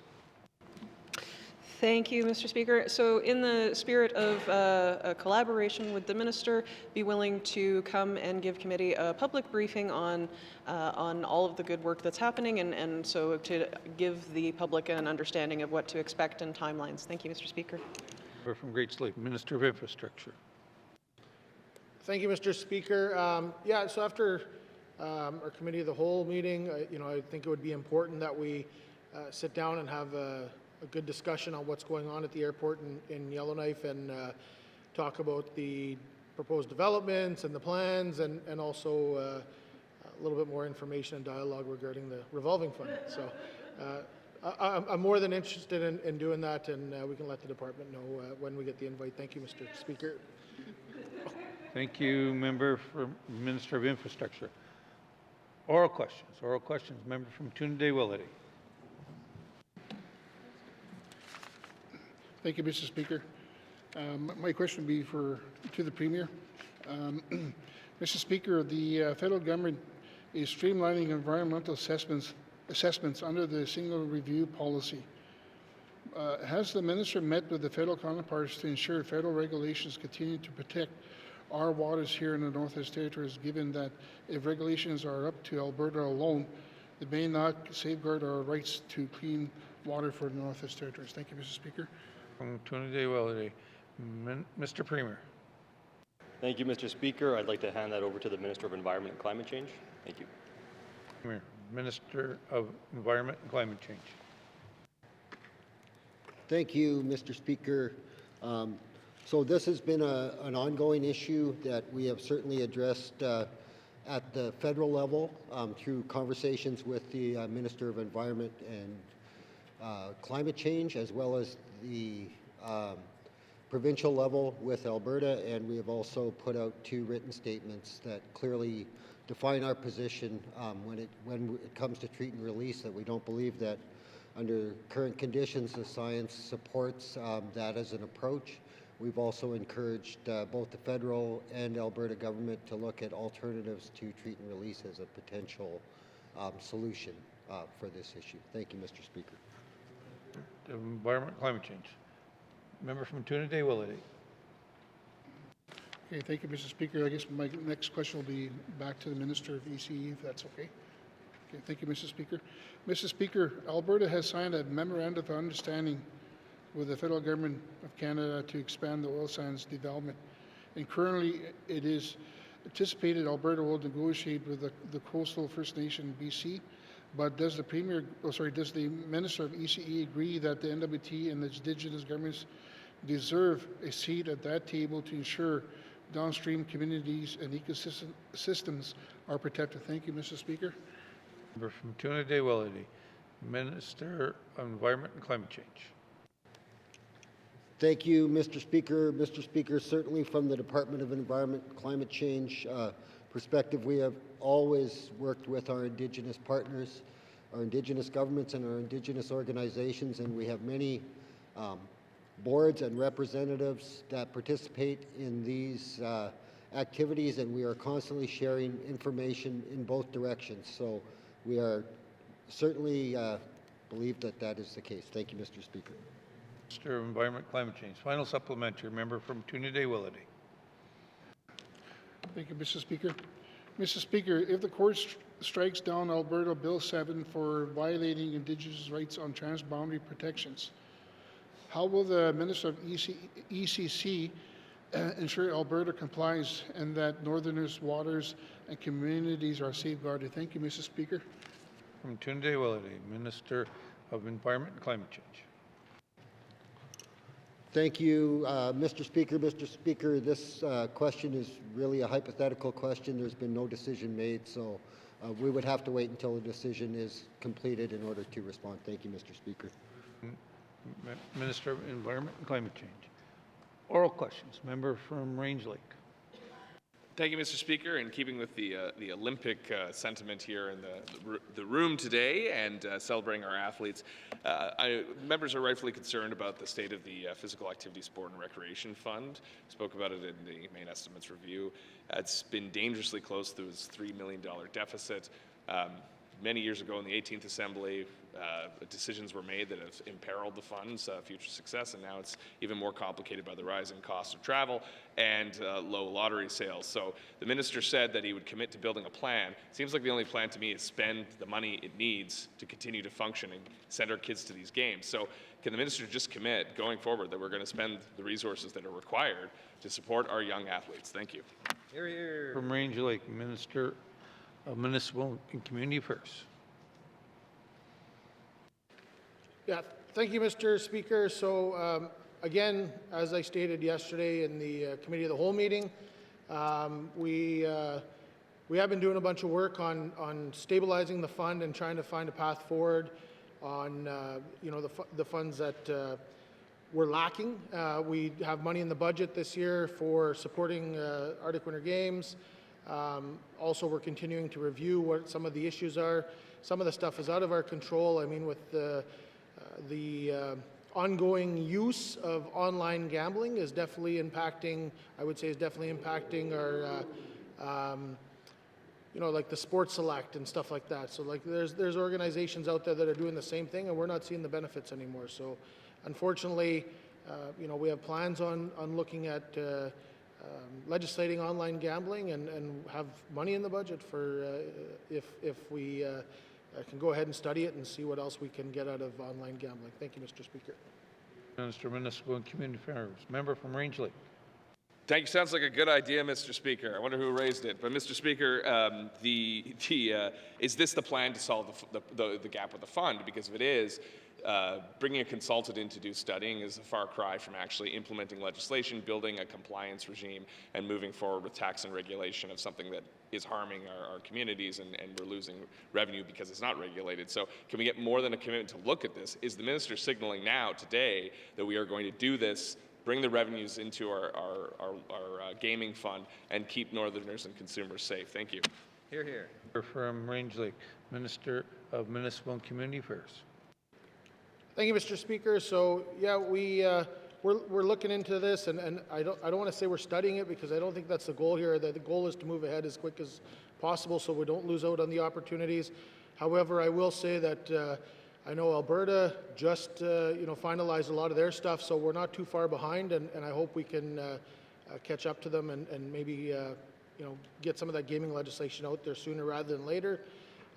And like I said, the iGaming stuff is important, and I'm happy the member brought it up, and I'm happy to continue to work with the member on some of this stuff to try to build up that fund and find different ways of gaining revenue for our lotteries fund that ultimately supports sports in the Northwest Territories. Thank you, Mr. Speaker. Minister of Municipal and Community Affairs. Final supplementary. Member from Range Lake. Thank you, Mr. Speaker. Well, as much as I appreciate going off topic here, I do think I want to bring it back to multi-sport games. So a plan to plan is not a plan. Can the minister commit that going forward we will ensure that Northern athletes will have access to multi-sport games as they've previously enjoyed before the funds started getting into trouble. That's a commitment to our youth. It's a commitment to our future. I'm hoping the minister will make it today. Thank you. Hear, hear. Member from Range Lake, Minister of Municipal and Community Affairs. Thank you, Mr. Speaker. I think the funds that have been allocated in the budget are a commitment that this government is definitely interested in maintaining the funding levels for the sport in the Northwest Territories. Thank you, Mr. Speaker. Minister of Municipal and Community Affairs. Colleagues, recognition of the time, we're going to take a brief recess for our translators. Thank you.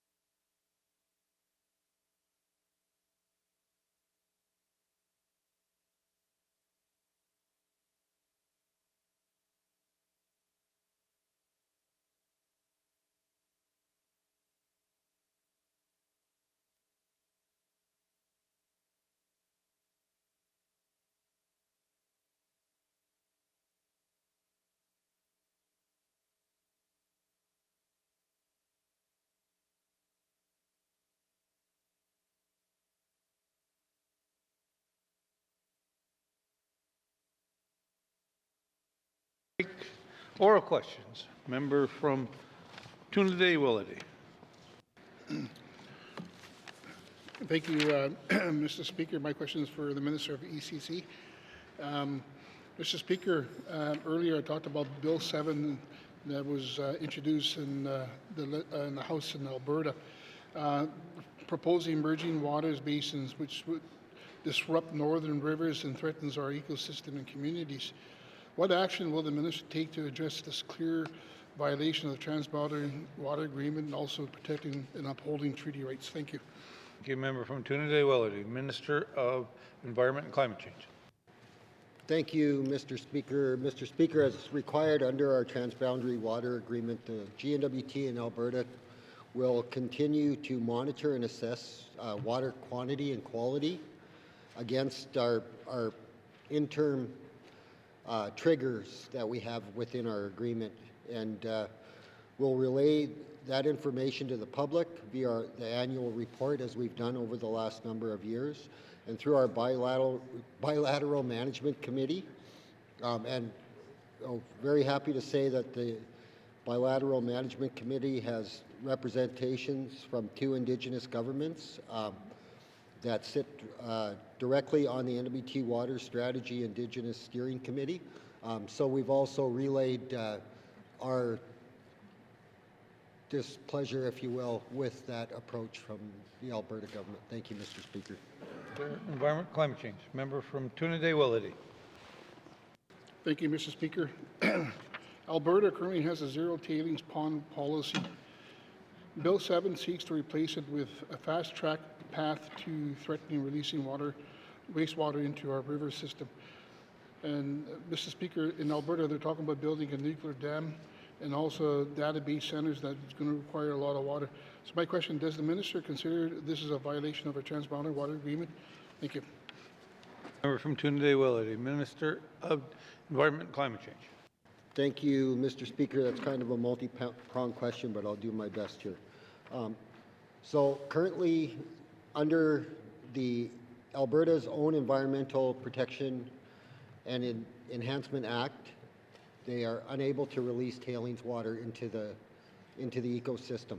There's the Federal Fisheries Act that also applies here. So in order for them to be able to release tailings, they would need to have essentially created the process alongside the federal government. Ultimately, the federal government has jurisdiction here, so they would be the ones that would have to create the appropriate guidelines to do that. We have clearly stated from our perspective as the Northwest Territories as the ultimate downstream jurisdiction that we don't support this approach. And for the other items that were raised by the member, whether it's the nuclear power plant, we're involved in that conversation. We have been from the beginning and we will continue. And likewise with the data centers and realizing that that has an impact on our water as well. Thank you, Mr. Speaker. Minister of Environment and Climate Change. Final supplementary. Member from Trinidad Willity. Thank you, Mr. Speaker. The Trans-Boundary Water Agreement has no enforcement mechanism. Are there any currently no consequences if violators occur? How does the minister plan to address these shortcomings and ensure downstream users and communities are protected? Thank you, Mr. Speaker. Trinidad Willity, Minister of Environment and Climate Change. Thank you, Mr. Speaker. Mr. Speaker, the Trans-Boundary Water Agreement is the key tool that we use to ensure that we're able to monitor, gather information, whether that's through our conversations within the agreement with Alberta. We use that information to inform the Indigenous governments across the Northwest Territories. They are all, many of them are involved in our monitoring programs on the north side of the border, and we continue to use that information to ensure that our predetermined thresholds are not exceeded. And so we have part of our agreement, it speaks to the aquatic ecosystem health as well as the quantity of the water. So those are, the Trans-Boundary Water Agreement is really the key piece that allows us to continue to monitor on our side, gather the relevant information from Alberta, and ensure that if there are changes, we are aware and able to address those in a timely manner. Thank you, Mr. Speaker. Minister of Environment and Climate Change. Oral questions. Member from Yellowknife Centre. Thank you, Mr. Speaker. Mr. Speaker, my questions are going to be to the Minister of Education and just get an update with respect to how the Polytech is evolving. Recently in the news, Mr. Speaker, we saw the announcement of the Nunavut University. I also read in the news about the Manitoba Institute of Technology losing almost 50% of foreign students, and hence they have to shutter their Polytech. And lastly, Mr. Speaker, I should point out that the Polytech Institute in Northern Canada became a Polytech within months of planning. So I guess watching the online transitional tracker, progress tracker, some days I swear it's going backwards. Can the minister give us an update as to what's taking so long, and does it have enough funding to complete the work that we need done? Thank you. Member from Yellowknife Centre, Minister of Education, Culture and Employment. Thank you very much, Mr. Speaker. Mr. Speaker, in December of 2025, Aurora College, as part of one of its major milestones, welcomed the CAQC Council to the Northwest Territories. This council is made up of academics and persons from other polytechnics who have been experienced in transitions of colleges into polytechnic universities, and they came up to do their work with Aurora College. And that work is currently underway. They were provided some follow-up items from the council, and we're expecting to hear more publicly about that in the spring this year. Thank you. Of Education, Culture and Employment. Member from Yellowknife Centre. Thank you, Mr. Speaker. Ever so briefly in a sentence, I mentioned the Manitoba one because they were no longer relevant in the sense of participation and money, that they had to ask themselves, do they need to exist? And my concern is Fort Smith could be on the ropes if we don't find ways to have them evolve, and hence that falls rightly into my next question was, without this legislation moving forward, Mr. Speaker, that town is at risk. So where is the legislation for the Polytech? Why can't we work on this concurrently? Thank you. Member from Yellowknife Centre, Minister of Education, Culture and Employment. Thank you very much, Mr. Speaker. Mr. Speaker, the Department of Education, Culture and Employment is currently working on the legislation at the same time that the college is working through the CAQC accreditation process. Thank you. Education, Culture and Employment. Final supplementary. Member from Yellowknife Centre. Thank you, Mr. Speaker. Mr. Speaker, my last question really is focused around the North Slave now. Where would the campus be? Is there any actual planning or identification of where the North Slave campus would be located and what type of partners they'd be working with? Thank you. Member from Yellowknife Centre, Minister of Education, Culture and Employment. Thank you very much, Mr. Speaker. Mr. Speaker, within my jurisdiction as minister, I provide authority for the college to open campuses in certain communities in the Northwest Territories. So through my role, there is a designation of Yellowknife as a campus location. The Board of Governors is working on further details as to where and what and when that work happens as far as a North Slave campus. I can report to the House, as has been reported in multiple media outlets as well, that the Board of Governors is currently very hard at work on a North Slave campus and what those options might be. Thank you. Minister of Education, Culture and Employment. Oral questions. Oral questions. Member from Toonaday-Willety. Thank you, Mr. Speaker. Again, my question will be for the Minister of ECC. I just want to quickly highlight a little thing here. In Alberta, the tar sands, it flows into Lake Athabasca, and they also have a uranium mine in the Saskatchewan that also flows into the same lake and flows north. But my question would be to the Minister of ECC is, in the event of the Alberta government failing to include or consult or accommodate Indigenous governments in Northwest Territories, what can we do to work with Government Canada to come up with new legislation so we could hold Alberta to account on downstream user effects? Thank you, Mr. Speaker. From Toonaday-Willety. Minister of Environment and Climate Change. Thank you, Mr. Speaker. Mr. Speaker, it's hard to speak to a question that's hypothetical like that one, so I don't have a response for that. Thank you, Mr. Speaker. Climate Change. Member from Tuna de Willity. Well, okay, thank you. I appreciate that. But, Mr. Speaker, also the effects of downstream in Lake Athabasca in Saskatchewan. The Saskatchewan government has taken the approach to clean up that project, but there's still no consultation with the Indigenous governments in the Northwest Territories. Has this minister was able to work with the government of Saskatchewan to figure out why we're not included in that remediation project on the abandoned mines in that northern Saskatchewan? Thank you. From Tuna de Willity, Minister of Environment and Climate Change. Thank you, Mr. Speaker. Mr. Speaker, at a staff level, we are engaged with the province of Saskatchewan through our bilateral agreements. We currently don't have a transboundary water agreement with Saskatchewan. We are in the process of having conversations.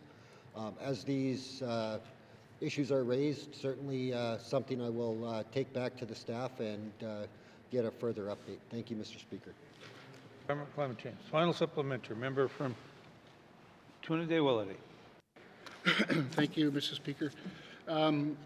Right now, as it is, it's really concerning because in my riding, in Tuna de Willity riding, I've been to so many funerals, and we are feeling the effects from this downstream users. I guess my question, Mr. Speaker, is that has this government had any discussions with the Government of Canada on creating new legislation so that downstream users in Northwest Territories are protected? Thank you. De Willity, Minister of Environment and Climate Change. Thank you, Mr. Speaker. Mr. Speaker, we work very closely with the federal government, with the Environment and Climate Change. We have had multiple conversations around the treat and release issue that has been raised in Alberta, and we also have, through bilateral meetings, conversations about water quality and quantity in the Northwest Territories. We have many funding opportunities that we receive from the federal government that helps to inform our quality and quantity of water within the Northwest Territories and supports Indigenous governments in many monitoring programs throughout the Mackenzie Basin. This work is ongoing, and really, like I said earlier, our transboundary water agreement is really the key tool that allows us to ensure that we have metrics to measure the current quality and quantity of our water and ensuring that our ecosystem health is stable and meeting those measures. So we are constantly working on that. Thank you, Mr. Speaker. Climate Change. Oral questions. Member from Yellowknife. No, sorry, Range Lake. Thank you, Mr. Speaker. Mr. Speaker, there we go. Mr. Speaker, I'm concerned about the number of inmates at NSCC with respect to its overall capacity. The Correctional Center at its peak in 2013-2014 of 196 inmates. Its current capacity is 173. Yesterday, or when we reviewed the Department of Justice and the main estimates, their current numbers are 141. That's 81% capacity. We know the Prime Minister is pursuing bail reform. Do we have enough capacity and resources to ensure the successful operating of our correctional facilities in the Northwest Territories? Safe. Thank you. Safe. Justice. Thank you, Mr. Speaker. Mr. Speaker, we are currently, as of yesterday, we're at 88%, and I'm happy to provide or at 80% capacity. I'm happy to provide an update today. So we've had, oh, no, that's yesterday's number. Yeah, at this time we feel we have capacity. There are a couple of things that are going on. There is some security changes that are being made to the facility in Hay River, which will allow them to take a little bit higher rated offender, which will expand a little bit on the capacity.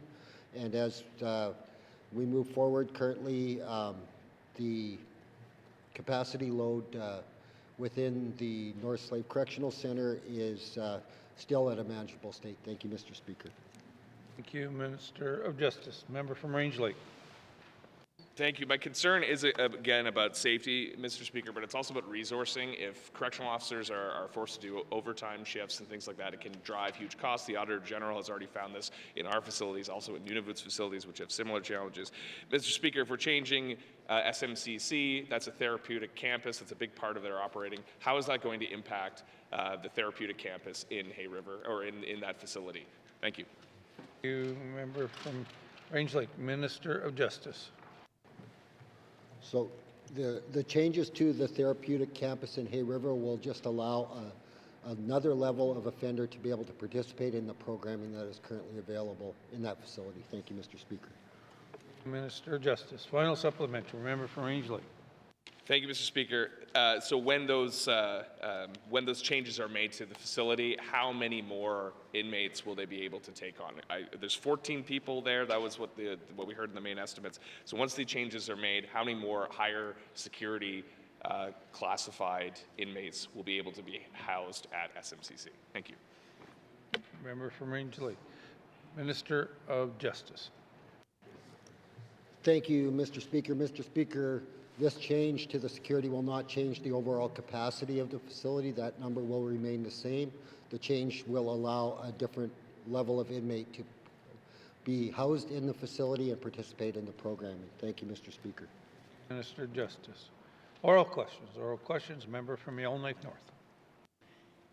Thank you, Mr. Speaker. So one of our priorities in this assembly is workforce development. And I know we've spoken a lot about apprenticeships, the need for more apprenticeship opportunities. And we've often heard, including the other day from infrastructure, that one of the barriers is not being able to find enough Red Seals journey persons to mentor and apprentice people who might be interested.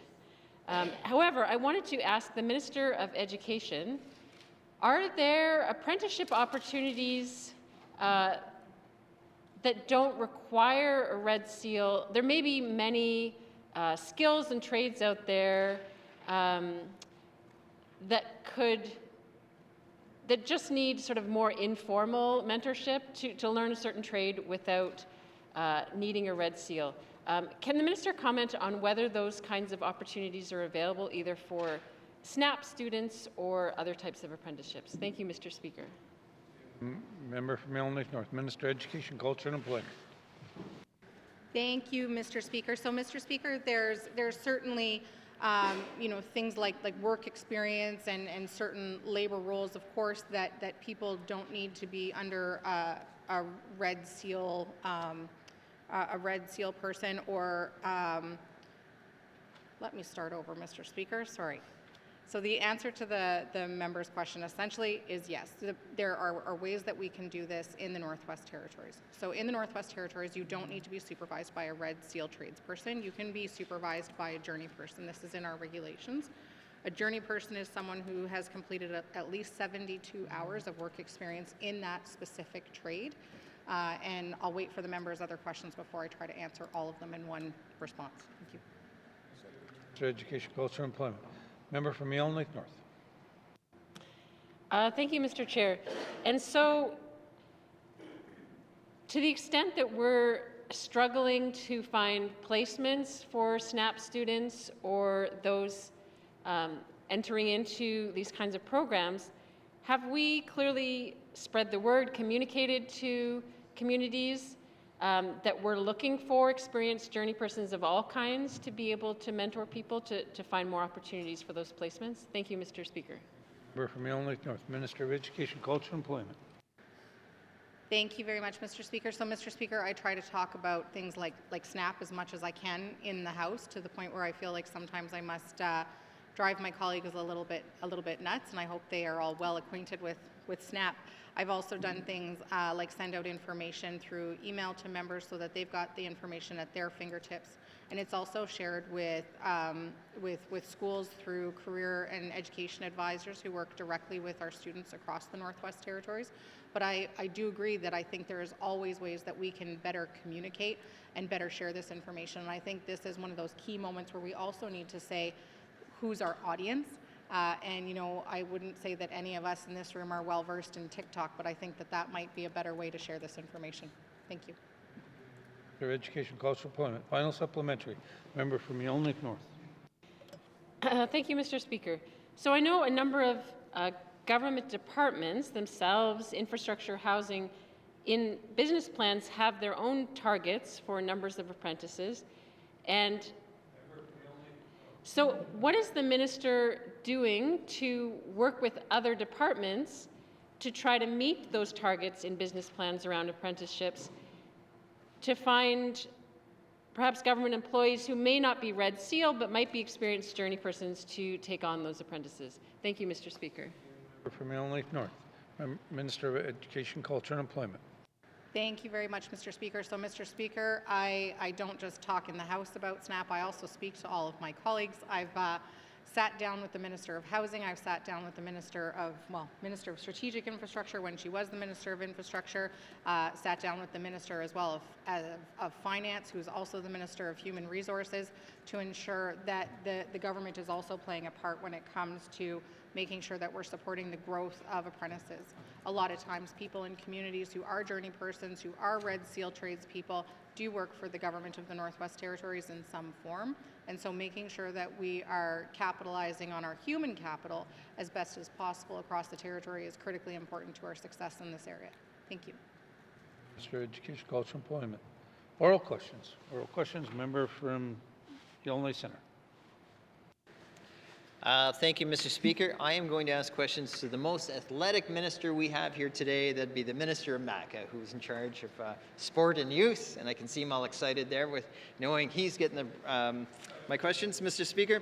Mr. Speaker, I understand that the minister is not going to the Arctic Winter Games to wave the NWT flag and support the parents and athletes. Can he? Yeah, it's a real shame. Mr. Speaker, in my time, I've always seen political representation to show that support. Mr. Speaker, can the minister explain why he or someone in his position is not going to politically represent the Northwest Territories at these games? Thank you.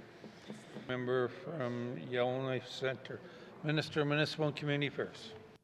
Thank you, Mr. Speaker. It goes back to an old sports-related injury.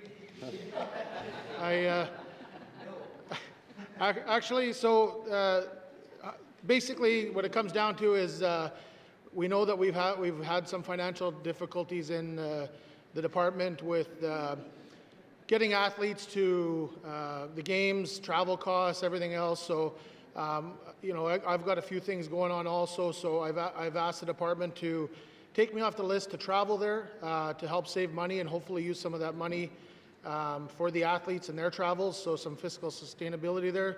And also just to, I will be attending the meetings, however, virtually, so there is meetings there that I'll be attending virtually. And, you know, there are staff that are going, there are people going that will be representing the Northwest Territories. So thank you, Mr. Speaker. Thank you. Thank you, Minister of Municipal and Community Affairs. Member from Yellowknife Centre.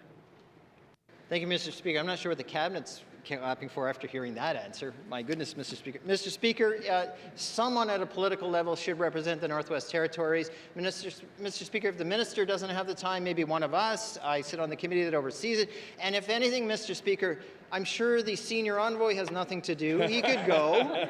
Mr. Speaker, would the minister be willing to designate someone or put an offer out there, because those parents and youth really appreciate us joining arm in arm with them, supporting them, and waving the NWT flag, because it matters.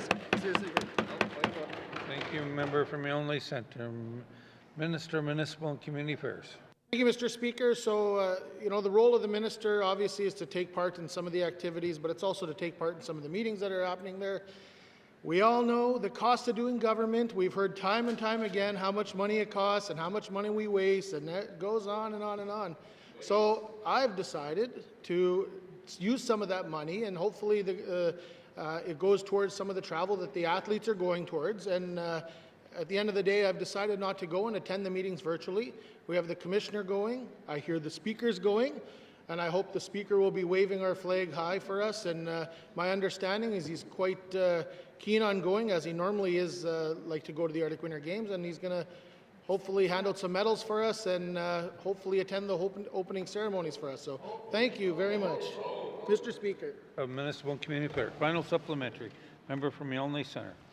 Mr. Speaker, the minister talks about the budget and the money. Can the minister confirm to this House that 100% of what would have been his travel budget is going to support our northern athletes at the Arctic Winter Games? Thank you. Thank you, member from Yonge Centre. Minister of Municipal and Community Affairs. Thank you, Mr. Speaker. I could guarantee that that money and then some is going to be going to the travel and everything else of the Arctic Winter Games. So if we can get back to the member once the games are done and all expenses are out and you can see where all the money is gone, we can get all that information from Sport North and all the other organizations that might be dipping into my travel funds that go to the Arctic Winter Games. Thank you, Mr. Speaker. Minister of Municipal and Community Affairs. Oral questions. Oral questions. Mr. Clerk.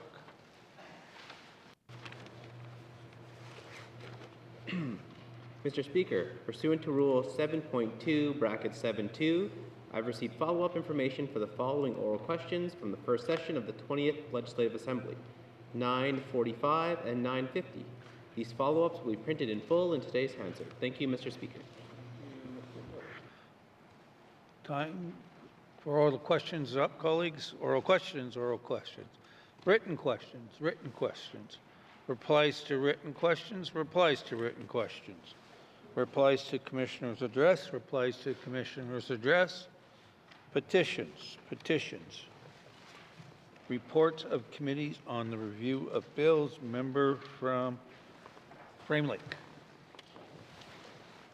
Thank you, Mr. Speaker. Mr. Speaker, your committee would like to report on its consideration of Bill 29, the First Responders Workers' Compensation Act.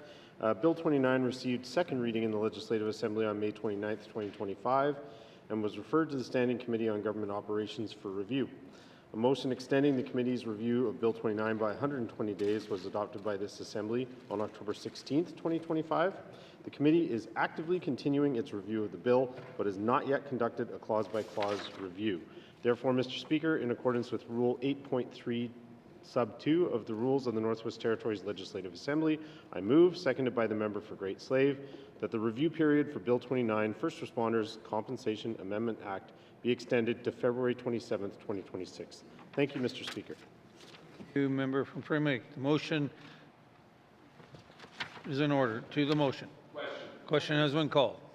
All those in favor? Yay. All those opposed? All those abstentions?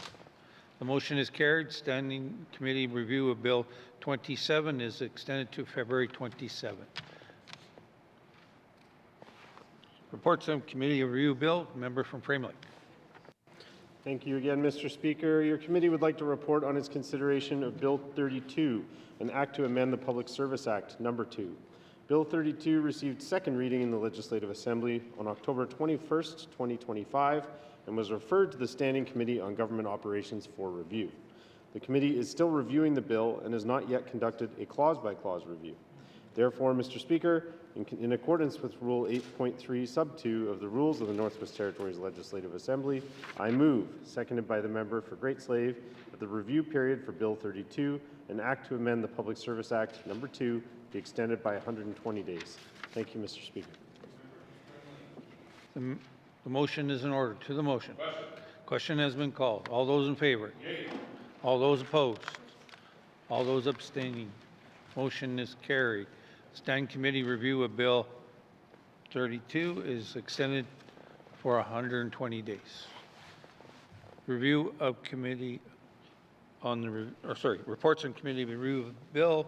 Member from Yonge Centre. Thank you, Mr. Speaker. Mr. Speaker, your honourable committee would like to report on its consideration of Bill 33, the Technical Safety Statutes Amendment Act. Bill 33 received second reading in the Legislative Assembly on October 30th, 2025, and was referred to the Standing Committee on Economic Development and Environment for its review. Mr. Speaker, on February 10th, 2026, the committee held a public hearing with the Minister of Infrastructure and completed its clause-by-clause with the bill. Mr. Speaker, I can say after committee's robust review of the report and reports now back that the Technical Safety Statute Amendment Act is ready for consideration in Committee of the Whole. Thank you, Mr. Speaker. Thank you, member from Frame Lake.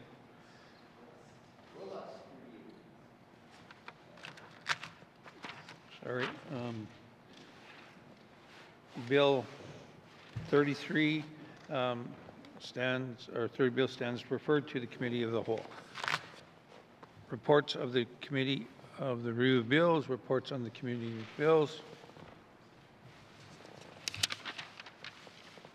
Reports on standing special committees, reports on standing special committees.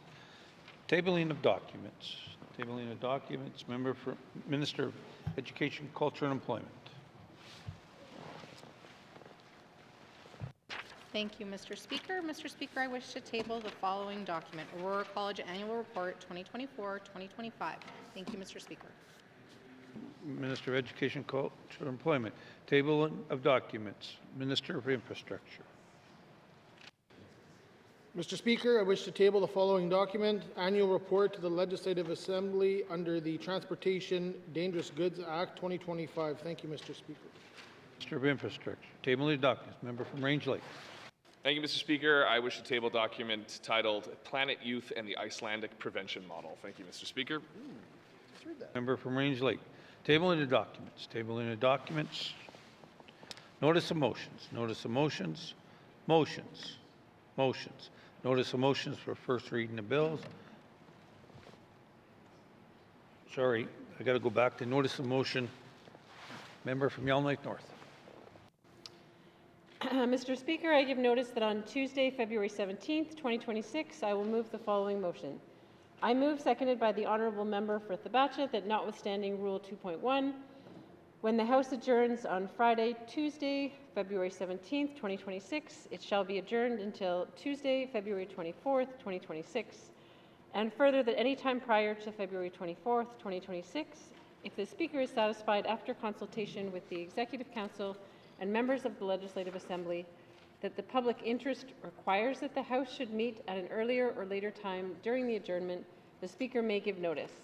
And thereafter the House shall meet at the time stated in such notice and shall transact its business as it has been duly adjourned to that time. Thank you, Mr. Speaker. You member from Yelm Lake North. Notice of motions. Notice of motions. Motions. Motions. Notice of motion. First reading bill. Mr. Premier. Mr. Speaker, I give notice that on Tuesday, February 17th, 2026, I will present Bill 42, Tligotli Gotene Final Self-Government Agreement Act, to be read for the first time. Thank you, Mr. Speaker. Premier. Notice of motion for first reading of bills. Notice of motion for first reading of bills. First reading of bills. First reading of bills. Second reading of bills. Second reading of bills. Consideration of committee in the whole and bills of other matters with the member from Toonaday-Welladee.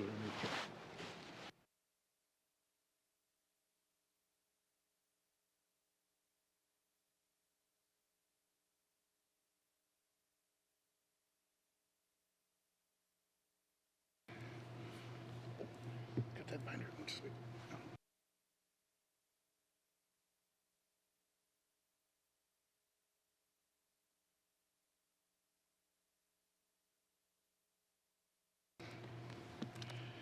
Thank you. I'll go to the member from Decho. Thank you, Mr. Chair. Mr. Chair, I move that you rise and report progress. Thank you. Okay, thank you. There's a motion on the floor to report progress. The motion is in order and undebatable. All those in favor?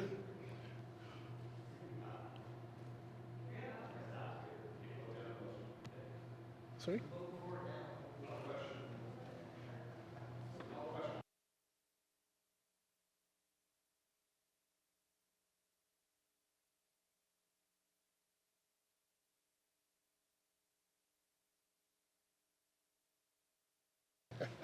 Okay, so, all right, there's a motion on the floor. Question's been called.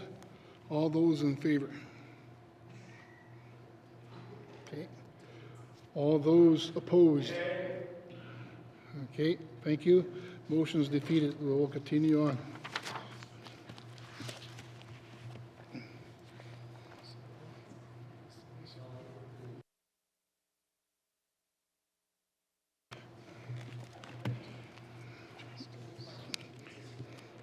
Committee, we have agreed to consider table documents 448-20 brackets 1, 2026-2027 main estimates.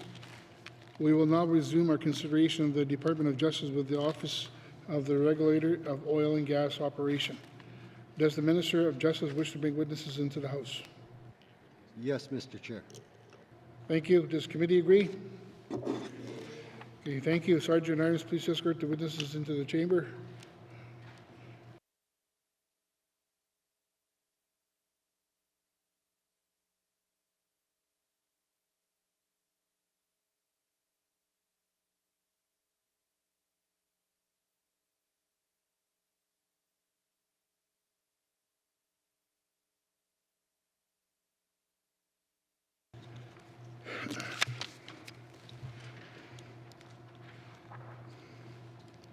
Would the minister please introduce the witnesses?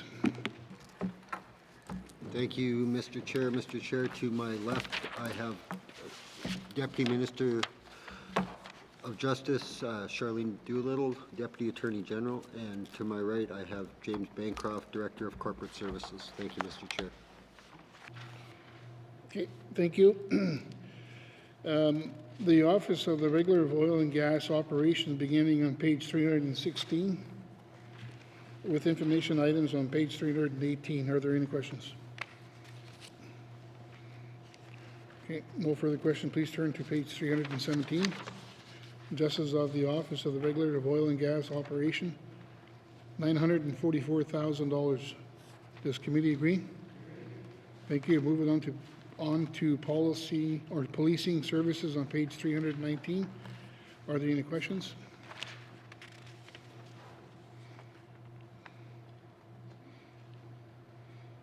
I'll go to the member from Yellowknife North.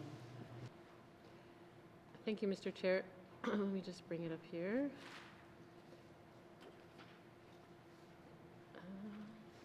Sorry, I should have my notes better organized. Policing.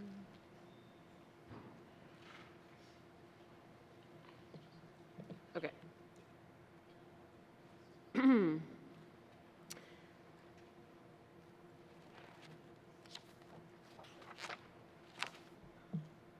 Okay. Can the minister explain what, I assume that the Territorial Police Services Agreement, that is the contract with the RCMP. Is there any additional services that are going to be part of that contract in the coming year with the RCMP? Thank you, Mr. Chair. Thank you. I'll go to the minister. Thank you, Mr. Chair. No, the contract will remain the same. Thank you, Mr. Chair. Okay, thank you. I'll go to the member from Yellowknife North. Thank you, Mr. Chair. So my understanding is that with the mandate from the national headquarters of the RCMP for the critical incident program, that there's a requirement for emergency response teams. Has there been a need to increase investment here in the territory to ensure that the RCMP has full-time emergency response teams? Thank you, Mr. Chair. Thank you. I'll go to the minister. Thank you, Mr. Chair. Yeah, so some investments that have been made for the emergency response team. So 2 members were phased in 2024-25. 2 additional members were phased in 25-26, and 2 additional members will be brought in 26-27, for a total of 9 members in the unit. Thank you, Mr. Chair. Okay, thank you. I'll go to the member from Yellowknife North. Okay, thank you, Mr. Chair. And can the minister just explain, I understand that the budget will pay for additional RCMP members where required. When the RCMP in the NWT needs more capital equipment or vehicles, that kind of thing, do they come to us to increase the money in the contract with the GNWT to pay for that capital, or how does that work? Thank you, Mr. Chair. Okay, thank you. I'll go to the minister. Thank you, Mr. Chair. Mr. Chair, small items are purchased through their O&M budget within their operational budget, and larger items are APC, accommodations program charge. oh, accommodations and program charge. Thank you, Mr. Chair. Okay, thank you. I'll go back to the minister. Member from Yellowknife North. Thank you, Mr. Chair. Does the minister happen to know what is the cutoff for what is a large item versus a small item? Thank you, Mr. Chair. Okay, thank you. I'll go to the minister. Large items start at 150,000. Thank you, Mr. Chair. Okay, thank you. I'll go to the member from Yellowknife North. No further questions on this. Thank you, Mr. Chair. Thank you. Is there any further questions? I'm going to go to the member from Great Slave. Oh, sorry, I was just scratching my head, Mr. Chair. Thank you. I'm going to continue on. Justice Policing, $66,773,000. Does committee agree? Thank you. Move it on to Services to Government on page 321 with information items found on page 323 and 324. Are there any questions? Go to member from Great Slave. Thank you, Mr. Chair, and sorry about earlier. I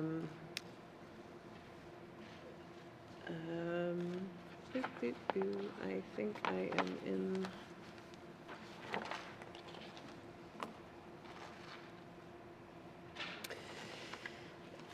So when it comes to the Access and Privacy Office in Justice, the Office of the Information and Privacy Commissioner has noted that he doesn't believe that that office is appropriately resourced so that it can reliably assist public bodies in meeting their legally required deadlines. Closure rates for ATIP requests improved from 65, closure rates have improved.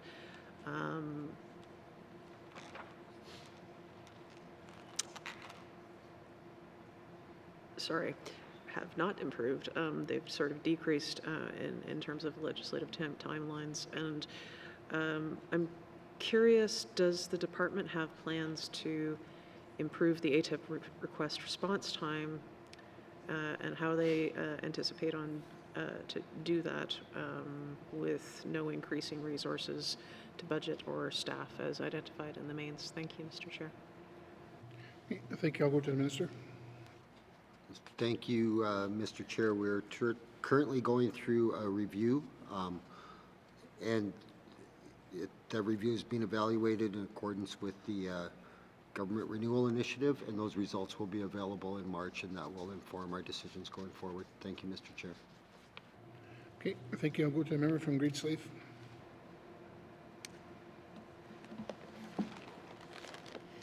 Thank you, Mr. Chair. Legal division has a not insignificant decrease from last year's mains to this year's mains. Can the minister please provide substantiation as to why? Thank you. Okay, thank you. I'll go to the minister. Thank you, Mr. Chair. That's a reduction of one lawyer position. Thank you, Mr. Chair. Okay, thank you. I'll go to the member from Great Slave. Thank you, Mr. Chair. Was that lawyer position vacant or hard to hire? Thank you, Mr. Chair. Okay, thank you. I'll go to the minister. I'll pass to the Deputy Minister, Mr. Chair. Thank you. Thank you. I'll go to the Deputy Minister. Thank you, Mr. Chair. That was a lawyer supporting the approach to unauthorized and rights-based occupancy and sunset. Thank you, Mr. Chair. Okay, thank you. I'll go to the member from Great Slave.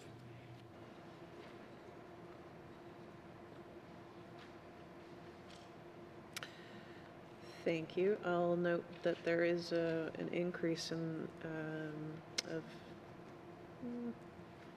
a little over $300,000 in corporate services. Can the minister provide substantiation for that, please? Okay, thank you. I'll go to the minister. Thank you, Mr. Chair. Mr. Chair, that's for TSC chargebacks. Thank you, Mr. Chair. Okay, thank you. I'll go to the member from Great Slave. Thank you, Mr. Chair. Yuck. That's all for me. Thank you. Is there any further questions? Member from Yonge North. Thank you, Mr. Chair. I wanted to ask about timing for the review of the Residential Tenancies Act from the Legislation Division. So in the business plan update, it says that this review has been delayed given other urgent priorities, but that the review is supposed to be complete in early 2026. So I'm not clear there.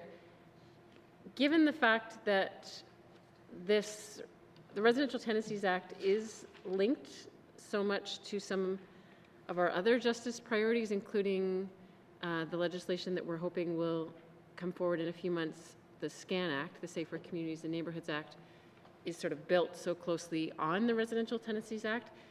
I think this review is absolutely critical. Can the minister tell us when, well, I guess first whether the review has been started and when it should be complete? Thank you, Mr. Chair. Thank you. I'll go to the minister. Thank you, Mr. Chair. Mr. Chair, we are currently working on a report that will outline the results of the review, and we hope to have that by the end of the 25-26 fiscal year. Thank you, Mr. Chair. Okay, thank you. I'll go to the member from Yonge North. Thank you, Mr. Chair. And so was there public consultation process that went into the review of the Residential Tenancies Act, or a consultation with specific stakeholder groups? Thank you, Mr. Chair. Okay, thank you. I'll go to the minister. Thank you, Mr. Chair. No, there was not. Thank you, Mr. Chair. Okay, thank you. I'll go to the member from Yonge North. Okay, well that's disappointing to hear. Is there still any opportunities to consult either with the public or with standing committees about the review of the Residential Tenancies Act before the report is finished? Thank you, Mr. Chair. Thank you. I'll go to the minister. Thank you, Mr. Chair. I'll just maybe rephrase my previous answers. There was engagement with targeted stakeholders, and there was a review of the reports of the rental officer. And there will be an opportunity as the amendments to the act are brought forward for more engagement. Thank you, Mr. Chair. Okay, thank you. I'll go to the member from Yonge North.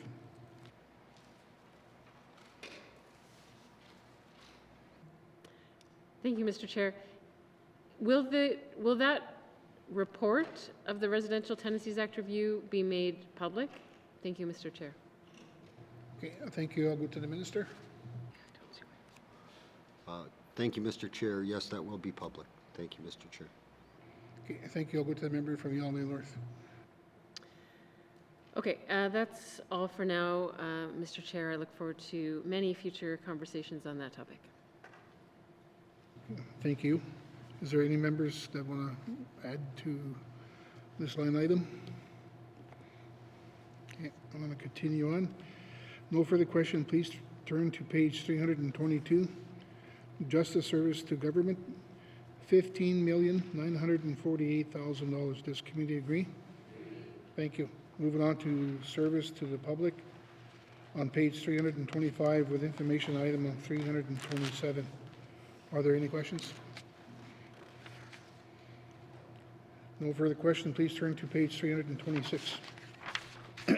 Justice Service to the Public, $5,600,000. Does committee agree? Thank you. There are additional information items on page 328 to 330. Are there any questions? Okay. Thank you, members. Please return now to the Department Summary found on page 297 and information items on page 298. Are there 298 to 301? Are there any questions? Seeing no further questions, committee, I will now call the Department Summary of Justice Operation expenditure total, Department 2026-2027 main estimates, $161,453,000. Does committee agree? Thank you, Minister, and thank you to the witnesses for appearing before us. Sergeant at Arms, please escort the witnesses from the chambers.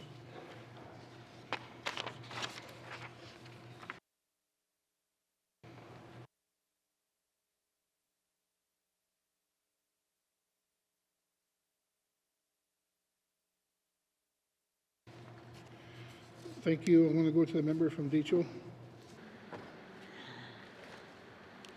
Thank you, Mr. Chair. Mr. Chair, I move that you rise and report progress. Okay, the motion is in order, and the motion is non-debatable. All those in favor? All those opposed? One. The motion is carried. I will now rise and report progress, and I want to thank all my colleagues and the translators and the technical people. Thank you.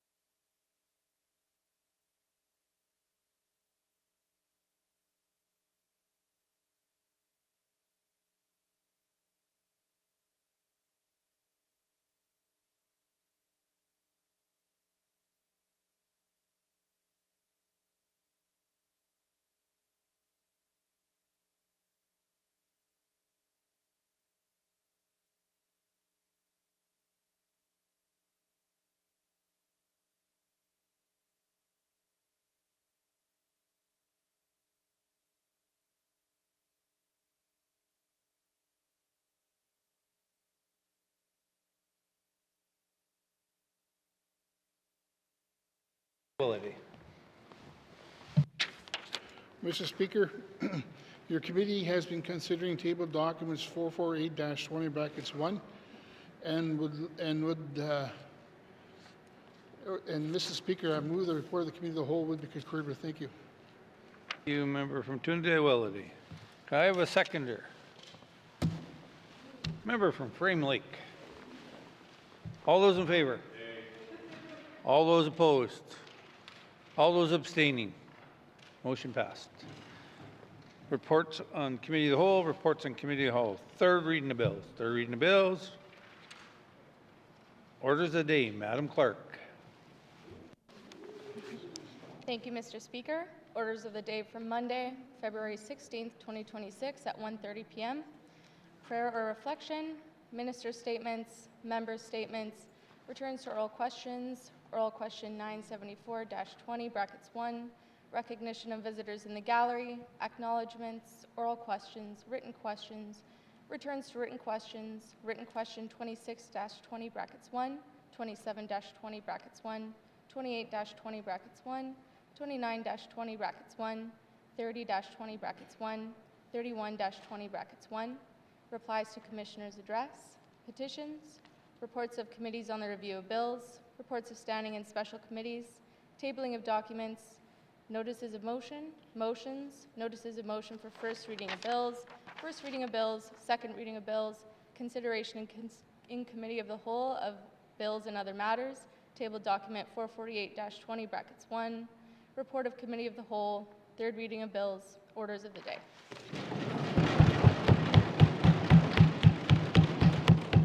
Well done, Madam Clerk. Thank you. This House stands adjourned until Monday, February 16th at 1:30 p.m.